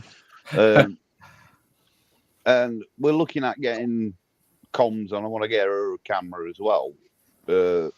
Obviously, mainly number one is for if anything happens, at least we've got the footage sort of thing. But I'd like to be able to record the conversations we have. Yeah. Over the comms as well, because it'd be nice to have that side. So I'll be interested in watching that video to see how you do it. if you're going to record the comms, but she doesn't need to, then Right. you only need one set of cable. It's roughly about £30 for the cables, Yeah. and once you've connected it all together, then Yeah. the problem is there's a couple of connectors that are quite bulky, so you need to find a place inside the helmet, or you can gaffer tape them outside the helmet. But I'd suggest keeping them in the helmet. Mine are all gaffer taped in the back of my helmet, so yeah. Yeah, that's the same as me. I've got. I can take the lining out, and I've run my cables all inside the helmet. The only thing is obviously for the guys that have the Cardos, if you've got music on, you can't have your music running through your comms because as soon as you put music up and it'll pick up a music track, you instantly get a demonetization on that. It won't. Yeah. So I tend to, if I'm riding, I'll have 10 minutes of bit of music on or chatting to someone. But then it's with Cardo, you can literally say to it, "Hey Cardo, music off," and it'll turn your mute. Cardo does everything for you, which is why I like it. I've got. They're very old now. I've got 2, the Scalar Rider Cardo ones, what they did years ago. I've got 2 of them. So obviously, I could update if I wanted to, but there's no wrong with them. They work perfect, And I was just wondering how you do it, because the thing is, I've got a drift, not a GoPro. That's the other thing. So I'm just wondering how you do it with a drift. Is that a 3.5 connector for your 3.5? Yeah. So you just do the 2 together straight into the mic, into the external mic socket of your drift. Yeah, because I've got That's right. It's the same connections. Yeah.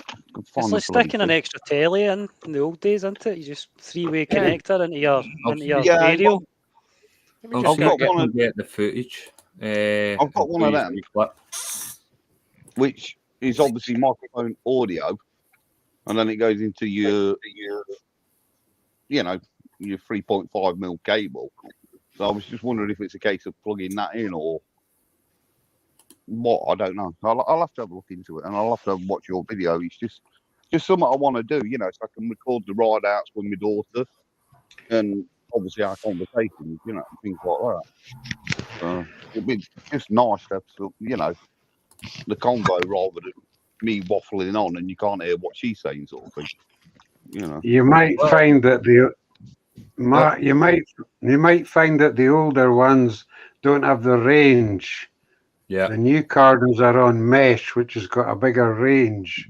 yeah. I'll probably we're looking at the moment because we're looking at the centers because Andy mentioned them the other last week. I've been looking at the Cardos as well, and it's like, which one do I go for, sort of thing. You know, If there's only two of you, Rode Wireless Goes will work the same. Yeah. So an extra microphone in your helmet. That's mine. There's my Cardo. Yeah. That's me Rode transmitter that runs to the mic. That goes round the back of the helmet. I've got a two-way connection into that. So the Cardo runs into it, the Rode runs into it. That all comes up all the way around the front, and then that goes into my transmitter cable, which is just there. And that literally just all runs into the transmitter, into the receiver. So very, very easy. Like I say, if you're going to do a video on it, Mark and Chris, then I'll be very happy to watch that, because it'd be, you know, it's just something I'm looking at, because I want to relaunch a channel, but with me and obviously Kira, my daughter, sort of thing, because it might get a channel name change as well. So it's just sort of like, it'd be nice, you know, so we could just record the rides and the conversations we have and whatever sort of thing with her. I'm trying to download that. I'm downloading a wee clip now, and I'll show you it once it's downloaded. How it sounds anyway. Yeah, well, it's like I say, it's just it'd be nice to see how you guys have done it. You know what I mean? Because I'm picking your brains, sort of thing, to try and help myself with it. Because that's why I fell out with doing YouTube. It's like I was struggling to wonder what to waffle about and that. And like I say, I ride around with it. As you know, mine's on top of my helmet because I don't go fast enough for it to fall off. You know, my drift. It's mounted on top. So, you know, you can see the camera clearly. I'll tell you where I made my mistake, because when we all talk about Cardos and Sennas and equipment, when I first naively got into motorbiking, I thought to myself, that's not going to be too expensive. I just need a motorbike, a helmet, a jacket, trousers, boots. What more could I need? Well, Jesus Christ. 2 mortgages later, I'm finding out. You never end opening the wallet. Yeah, well, we're lucky because my daughter, when I was clearing brother's stuff out, there was a complete set of female bike gear. There was a helmet what had never been used, jacket what had never. They'd still got all the price tags on. He must have bought it from one of his bits on the side and never used it, you know, because it was all sat there. And my daughter tried it on and it fits her perfectly, as well as the missus. You know, so she's got all the gear already. You know, she just needs a decent set of boots and gloves, and she's sorted, sort of thing. So, like I say, I inherited a lot of stuff from when he passed away. Like I say, the drift, this Scalar Rider stuff, the Senna Scalar Riders, as they call them, and that lot. You know, so I've been using his gear, and like I say, all his bike gear fits me because we're both the same fat bastard size, you know. Light side, excuse me, I'm swearing again. Yeah, we're on the light side, so yeah, I've got 20 boots, gloves, 20 jackets, £5, 30 gloves. Not gardening gloves, gloves. So. Blake, that's a bit like my bloody cupboard at the moment. It's full of bike gear. You know, I tend to be one that I collect hats. With my head, I need them in the summer, believe it or not. Look at that lot. I collect race hats from all the different oil companies and everybody. So, yeah, I do like my hats. Yeah. But like I say, the amount of stuff I got, you know, when we were clearing out his bike shed, because he got a proper bike shed, you know, metal bike shed with mains in it and heating and everything, you know, and everything was in there. So when we were clearing it out, it was like, bloody hell, how much? I came back with about 10 bloody black sacks full of bloody bike gear. And the amount of helmets as well. geez, you know, taking. Yeah, I know. That's what I'm saying about the set of levers. What Kira's nicked, you know, the set of textiles and levers, you know, and that lot. It's like the amount of gear I got. You must have spent some money on gear, but like I say, I'd be interested to see how you do wire it all up and that lot within the helmet. Check that view, folks. Is that Chris watching something? Oh, Rev, you all right for me to try and show this video? Yeah, go on, Go on. post it up, and I'll share it up. I don't mind if it gets demonetized. It gets demonetized, mate. I No, don't there's give a no fuck. music. There's Oh no right, music, mate. go for it. Yeah, share it up if you can. There you go, mate. If you Right. just bring it There in. we go. So, Let cameras me on. put. Get the There we go. view. Check that view, folks. Wow. It's times like this you just realise It's good to be alive. just how lucky we are to be able to do this. Absolutely. I don't know what that is out there. See the kind of mainland right in the distance on the horizon? Don't know what that is. Uncharted territory for us, Robert. Yeah, it is. Never been here. Okay, we're shooting on. Yep. This is just mental.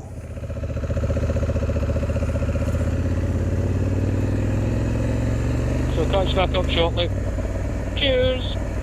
Oh wow. Cheers. Sorry, Mark. No, you're fine, buddy. You switch your camera on. Yes, I did.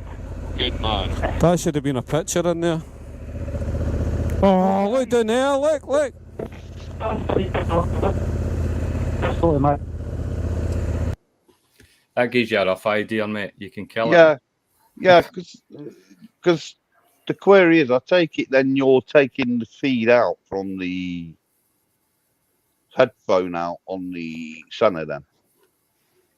We're taking. The Must feed start for the audio. No, what I'm saying is, do you know what on the center you've got your microphone input, haven't you? And then you've got the output for the speakers in your helmet, the headphones. Yeah. So I take it you're tapping into the feed for the output for the headphones then. Yeah. So it's three Yeah. sets The of audio. cables. And Yeah. one of the cables, the most important cable, is the cable that keeps the gain Yeah. below 0, Yeah. so that it doesn't overgain. It doesn't Yeah. become Yeah. a screener. Yeah. That's just raw footage. So obviously Robert will clean, Yeah. because the channel's on the right on that I just showed you, and the video isn't right either. But that'll be cleaned up on obviously editing that Robert's going to do. But yeah, I understand how you're doing that. You're taking basically the output from the center, what normally would go into the earpieces. Yeah. You're tapping into that and then plugging that into the back of the camera. So then you've got the audio going into the camera as well. That's Yeah. it. That's exactly it. Yeah, I understand now. Sorry, my brain's got it into gear. No, It's that's all right. fine. I had to visualise that then, hence the closed eyes, because I was visualising what I was talking about. But yeah, okay. It's quite that makes sense complicated now.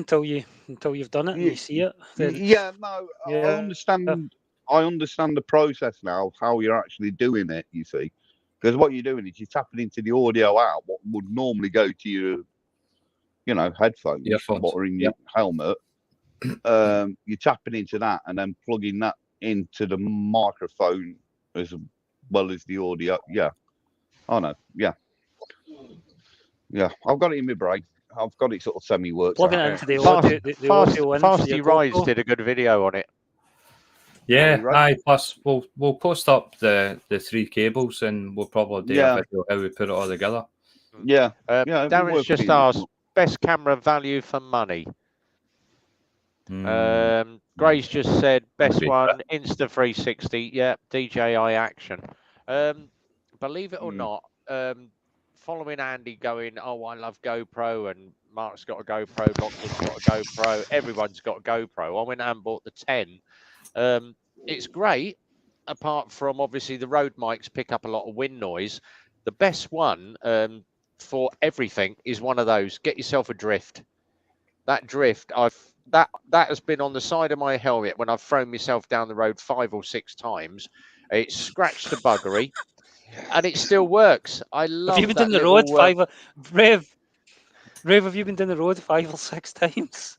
yeah, throw Yeah, is myself that down the road. Jeez, oh man. You're- is that the Ghost S, Rev? That's the original Ghost S, yeah. Oh, Filthy Yeah, French that's Fries what I in the use. room. Yay, woo woo. Because what I like Filthy about French Fries got a video up. Go and watch Filthy French Fry, guys. yeah, what I like about the drift is you don't need all the stupid waterproof casing and all that lot Yeah. because it's sealed. It does it, it's waterproof itself.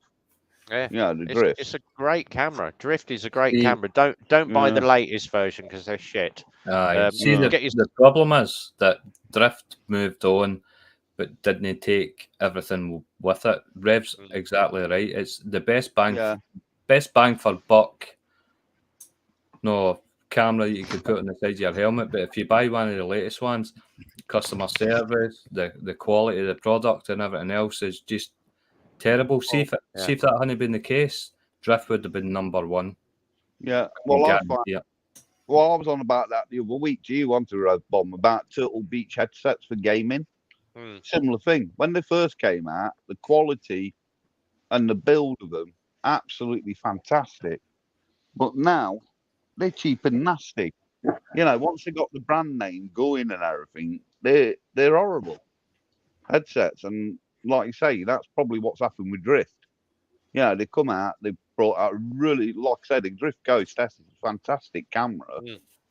And Rev, has Drift ever asked you to do some of their newer cameras? Or Yeah, you just not bothered with it? No doing it. Yeah. I had, because when I got the Drift, and then I went and got the GoPro, and the GoPro was shit, and then Drift was playing up, and I had the Drift. I've got the Drift XL, but the quality was shit, so I just use it as my rear-facing camera every now and then. I tend to stick it under the back of the bike, rear shots, but I only ever use it every now and then because I normally get Simon coming up behind the bike doing that in the camera. But then GoPro approached me and said, "Oh, we've got this new camera out." I had a load of issues with Insta360 where my Insta broke the mounting bracket inside the camera, and Insta wanted 120 quid to send it back to them, and they would give me another unit, but either that or they would repair it. And I went, "No, it's 2 years old. All right, it's an old camera, but it shouldn't go within 2 years of bouncing around. Oh, well, we'll do you something for 60 quid." And I went, "Nah." "Oh, we'll give you the latest Insta360 and you try it out." And I went, right, okay. Well, if you like it, you could buy it. And they'd knock 40 quid off. And then GoPro come along and said, "All right, we'll give you this. Can you do the review on our latest GoPro?" And which is like the 360 version as well. And I went, "All right. Yeah, and if you like it, you can buy it and we'll give you." I said, "All I want to do, I don't want to do a review. I want a camera that's going to work, do this, do A, B, and C." And none of them could do it. And I went, "I'm not bothered about doing it. I don't want to do a bloody review on it just to push your product out on my channel. No, I want a camera that was going to work and be boom, boom, bang, bang, bang." And he went, "Oh, no, all right, well, we're not interested then." Well, screw you then. No. I'm not interested in pushing other people's products. Like, what was it? When I think it was TMF, Teapot One, Richie Vida were all offered, "Oh, test our latest biker gear." And the best one would get a trip to Iceland. The best review would get a trip to Iceland. And Bruce turned around and went, "You can stick that straight up your ass." Lo and behold, who goes out and does a review? Hello, kids. Isn't DJI the one that uses the magnets? Yes. Yeah, because that's the other one I've been looking at is the DJIs. Aye. What was it with the neodymium, whatever neo magnets on them? Because that's the other one. The one thing I did get from obviously I bought my I got my GoPro from Amazon, and I said to him I use it for moto vlogging, blah blah blah. And then obviously a company come across and said, "Can you push out product?" And I went, "Why is that?" He said, "We'll send you a free pack of everything for GoPro." And I went, "Right. Can you do us a review on it?" And I went, "If it's good," I said, "but if it's a load of shit, then you can have it back, and I don't want to do a review. I will basically slate your product because I am not about, oh, buy this, it's wonderful if it's a load of shit." And they sent me. So the company is called Artman, and they do a little GoPro box. So you get a nice little case, and in there is every single GoPro thing. So you've got a tripod, you've got a chest mount, you've got a selfie stick. It retails for 35 quid. So you get a little selfie stick, which is crap. That's not going to hold a GoPro up. It's when you've got it full extent, it's as flimsy as hell. That's going to be rattling around. And I did say to them about that. The tripod's not bad. It's all right for just sticking down, but it's not very long. Your clip mount that you get that's okay. That will clip to a visor or a screen or something. So that one's all right. But then you get a chest strap. You get that, which is meant to wrap round a mirror. Yeah, okay, that's fine. But so you're not that impressed with it, Rev? No, and then you get a sucker for your windscreen. And it's like, okay, fine, fair enough. And then but you get loads of clips, you get loads of mounts, but you get loads of the old 3M stickers, stick stuff everywhere. I said to for about £5 off of Amazon. I thought for 35, I said to him, for 35 quid, it's not a bad bit of kit, but after the only thing I would use in there are the 3M stickers. And they went, why is that? I said, because it's the only things that bloody work in your case. and they went, oh, well, what do you use? And I went, believe it or not, there's a company that's called, oh, God. I'm needing a pack like that with all the bits and bobs. But... Chin Mounts. Chin Mounts is the company. And they do 3D laser printed chin mount to fit any helmet with a bit of Sugru. Zedhead got me on this stuff. Sugru. That's what I've got as well, chin mount. Yeah. Yeah, chin mount and Sugru. Brilliant stuff. Brilliant stuff. So you can take your camera off and completely remove it and take it away, and it just clips back in. Exactly. It's great. Because It some makes people me have got wonder their before- cameras hooked up and they need to leave it there all the time. But that you can just clip it in, and there you go. It You makes can me take it wonder out how again. long they're going to be start changing the law about having Right. stuff attached to your helmet. You know. Oh, that'll be the next thing, won't it? The old coppers Yeah. coming down. Oh, you can't have this mounted to your helmet. You Do you know what I can't mean? have You this. can't have that. You can't have this, and you know, because I read somewhere. I can't see that happening because in the main, you know, a helmet-mounted camera is but the there thing for is your now, safety. but the thing is now, there's companies out there doing front and rear cameras like dash cams for motorbikes. Well, I've got two Ghost Drift Pros now. I've got one mounted on the front of my bike underneath where the air vent is, Yeah. and I've got one on my lid. Yeah, because there is companies now doing front and rear cameras for bikes because they're at the NEC. When I was working around the NEC, they were there. Yeah, yeah. There's quite a few out there. If you go on Amazon and sort of type in motorcycle sort of dash cameras, there's loads out there now. The K1300 that we've got in has actually got front and rear mounted in-off cameras on it. Yeah, and it all one of the Lexmoto bikes already got them built in, one of the electric ones. one of the oh god, what one is it? Because you mentioned it on your video. Yeah, Yadia G5. It's got a front-mounted camera, so it actually records your ride, and it records to an SD card under the seat.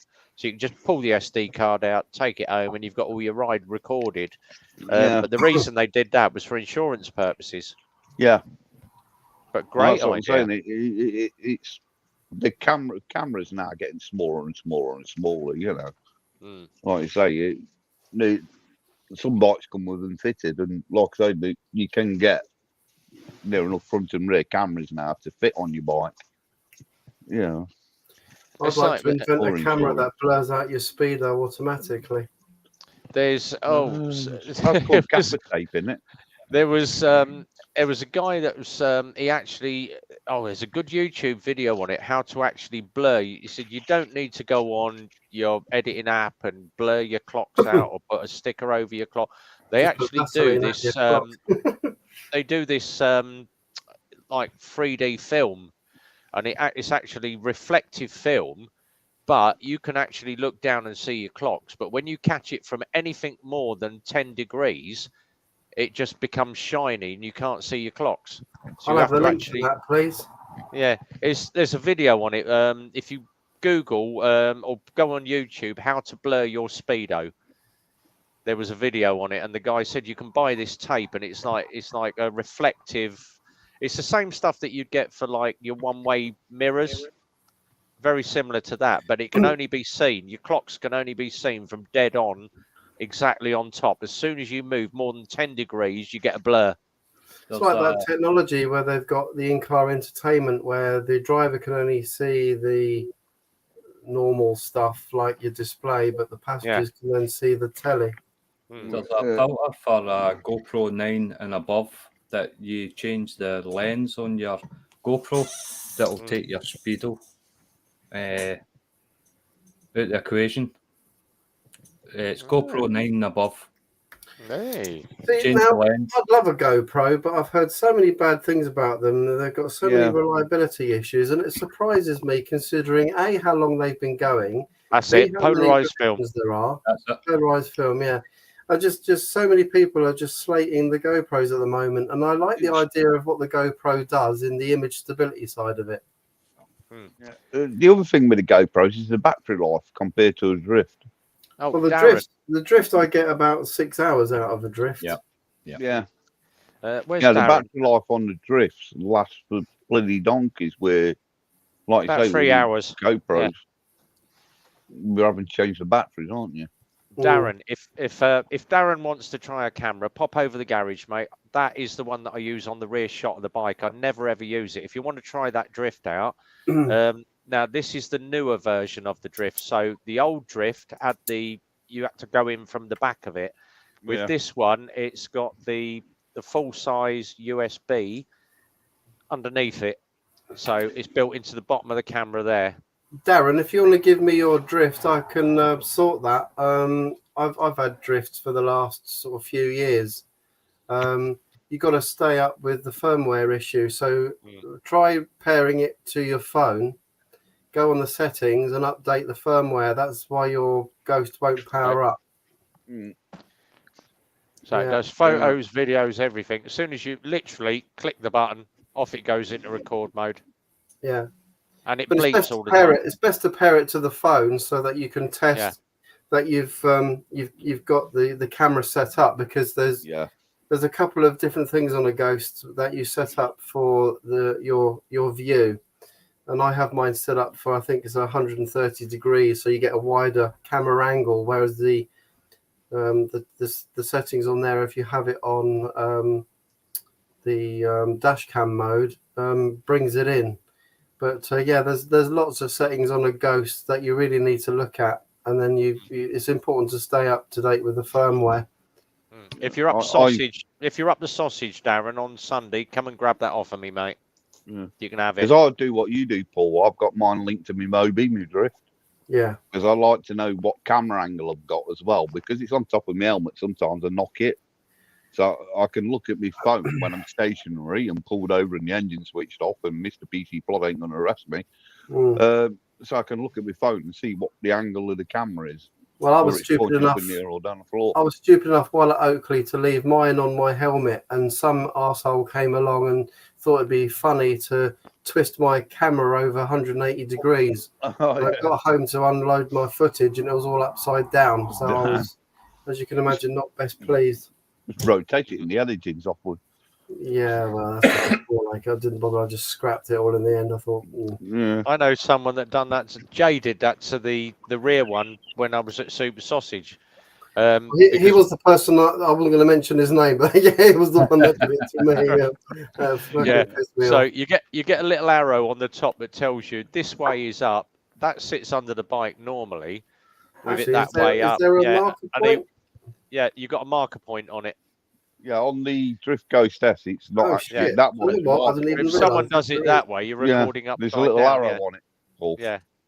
On the Ghost S, if you look, there's a little arrow on it to tell you which way round the lens is. Do you know, I've only just bloody noticed. Oh no, mine hasn't got the white arrow. Mine you can't see. It's black. It's black on the Ghost S. Yeah. On that one, Rev Bomb's got, on the later one, they did actually colour it in white. That's the XL, but that's Yeah. got super wide extra charged battery on it. Yeah. It's not easy to turn it around though, is it? How easy is yours to rotate? Mine is like really.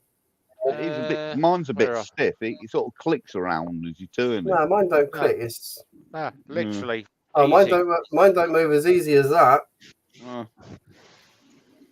Well, there is a marker arrow on it, like I say. Yeah, I've just it's 'cause spotted it's that black now. and black. Yeah. You learn something new This, every day. this don't you? was all right. It's just that running that big cable, because it's a full-sized, I think it's a USB-A or something. It's not the little dinky USB-Cs that we normally use. So. Well, the thing that annoys me most about is how many of these I've gone through. These are what go on the bottom. They're on a screw thread. You can't use the normal push ones. And when that's on the side of the lid, you have this bit here, and when that's on, as you can appreciate, with that distance there, when you're doing your shoulder check, you're putting a lot of stress on this bit here. Which strip you got then, Paul? This is the Ghost XL. Right, because on the, like Rev Bomb says, on the Ghost S, it's on the back. Well, that's The where it inputs should are on the be. back. If I'm Yeah. honest, if they'd have done a redesign, and obviously they have, that's where it should be. Mine's on the bottom. Yeah. And I would have thought me with a little walkthrough. I would have thought what they would have been better off doing is do an elbow joint rather than have that there, because I've gone through quite a few of these now. You can get right angle ones anyway. I've never seen one. I wonder if you could look on Amazon and have a search for right 90 degree cable. Well, spares each time. 3.5 90 degrees, yeah. 10 quid each time I break one, and I've gone through, well, I've spent a small fortune on replacement cables. It's getting boring. Hang on, I'm sure I've got a 90 degree sitting somewhere, Paul. You can have. If you have, that'd be nice, because I'm sick of going through these as a pain. What have you got? 90? Is it 3.5 to 3.5? Yeah, but it's a screw thread. Don't forget, some of those elbow ones aren't the screw thread 3.5. Yeah. Yeah, mine's. I've got a couple that I've got on my GoPro that I bought when I've got the media mod on. So mine sits on the back of there. I've got two 90 degrees, one to the road, one to the GoPro. And the other thing I bought the other day, and I don't know what you guys think of this, but whatever extra security you put on, as I said earlier, if someone's going to nick your bike, they're going to nick your bike no matter what. All you can do is delay it. So I've got one of those. I wish I hadn't have got that one now, because straight after I got this, and I'm not going to run down Oxford as a mate, that would be a big mistake. I wouldn't do that. But I'd wished I'd got that other one that is a circular design. It's a barrel, and it actively resists anyone with an angle grinder. Whereas I don't know how long that will last. It will delay someone, maybe even if it delays them 6 minutes. It's something, isn't it? Paul, is that the Screamer? Yeah, and do you know what? To get to the battery, you've got to have this little Allen key, and you put the Allen key in. You've got to undo the top and whatever you do in the winter. Do not activate the alarm on it. Yeah, someone else said that to me, because it goes off constantly. And you know, in the winter, it's a pain in the arse because as it gets cold, the alarm starts going off on it. Yeah, someone else said that. To bring it in the house to warm the chuffing thing up, to deactivate it when I put it back on the bike, because otherwise it sits there all night long making a high-pitched squeal or going off at random times. They're a pain in the neck, the Screamer is. Well, do you know what worries me more than that is I'm a bit of an absent-minded old twat, and I'm scared to death if I put this on and I forget it's there, and I go and try and ride my bike off, trying to look all cool and a nice ZZR, and I get on and I rip up my disc off my wheel. That'd be comedy value, wouldn't it? Yeah. Well, I've got two of them. I've got two Oxford Screamers. I put them on the front and the back of the bike. And the first time we got a bit of cold weather, I'm sat in the house and all I could hear was the thing going off. And I'm like, what was that? And I'm looking at it thinking, nobody's touched it. Why are you going off? and I ended up bringing it in the house to warm it up. And as soon as it got cold again, it went off again. And they're a pain. They don't like cold weather or wet weather. They'll just randomly go off. The Like my missus, mate. Oh, so, I'd like to see them try and nick mine though, because they've got to get my car out of the way first before they get to my bike. Because my car's reversed right up to my motorbike, so I have to move my car to be able to get the bike out. Even though it's parked under the living room window.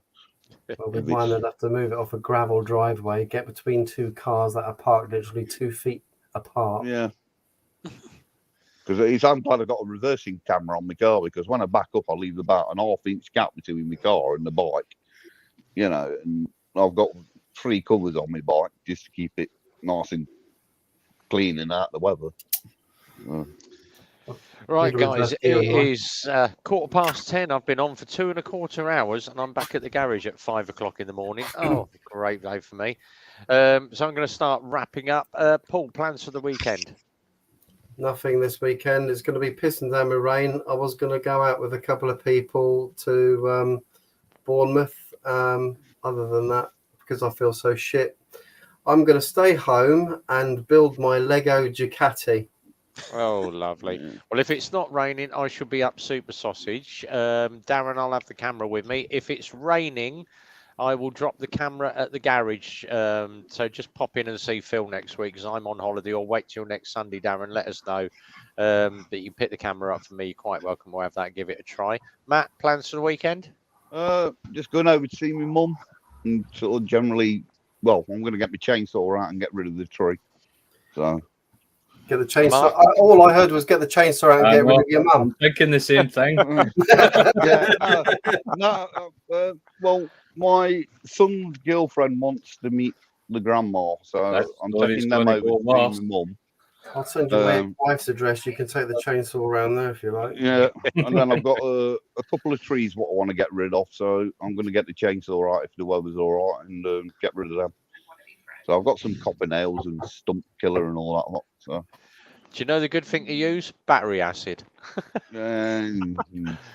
Drain the Michigan battery anyway. Yeah. Mark, what are you up to this weekend? I'm working this weekend, so it'll be editing when I'm not at work, and when I'm at work, it'll be editing. Matt, you sound local to me. Gordon, I'm in Nottingham. Home of Robin Hood and all that rubbish. Brilliant. Chris, what are you up to this weekend? Well, I'm planning, if I get the weather for it tomorrow, if it's half decent, I'm going to go and do a video of the Dilveen Pass and get some footage there. And I'm also, whilst I'm down there, I'm going to go to I'm planning to go to the Buddhist temple that's down there as well and get some footage of that maybe. So I don't know, but we'll see if the weather, if it's raining, I'm not going. Right, excellent. Grey Wolf? Off to Glasgow tomorrow for the annual service on the Rocket 3 and getting a quick shifter fitted. Oh, good man. Good man. Right. Thanks to everybody that's come in the side chat today. There are so many. German Jobbies, Gordon, IB Charles. Who else have we had? And Darren's been in. Blake's Pipes. German Jobbies. I think I've mentioned everybody in there. Thanks to everybody for coming on. As always, Friday night's always been a good night. Don't forget as well, Peaky Biker midweek mumble on the Wednesday night. Jump in and join him on his midweek mumble. If you haven't subscribed to Square Slice Moto, go and do it now before you log out tonight off of your YouTube channel. And also give the Rhythmic Biker a follow. Let's see if we can get Square Slice Moto above 100 before the end of the weekend, and see if we can get Rhythmic Biker to at least 1,000. German Jobbies said more videos, please, Grey Wolf. Yeah, so excellent. Thank you, everybody, for coming in. As always, though, guys, thanks for Friday night. It's been a pleasure. Absolute blast having all these special guests in all the way around here. Thank to everybody. But as always, guys, be well, ride safe, and from RB, it's a big good night from me. Have a great weekend, guys, and we'll see you on the next one. Take care. Cheers. Night.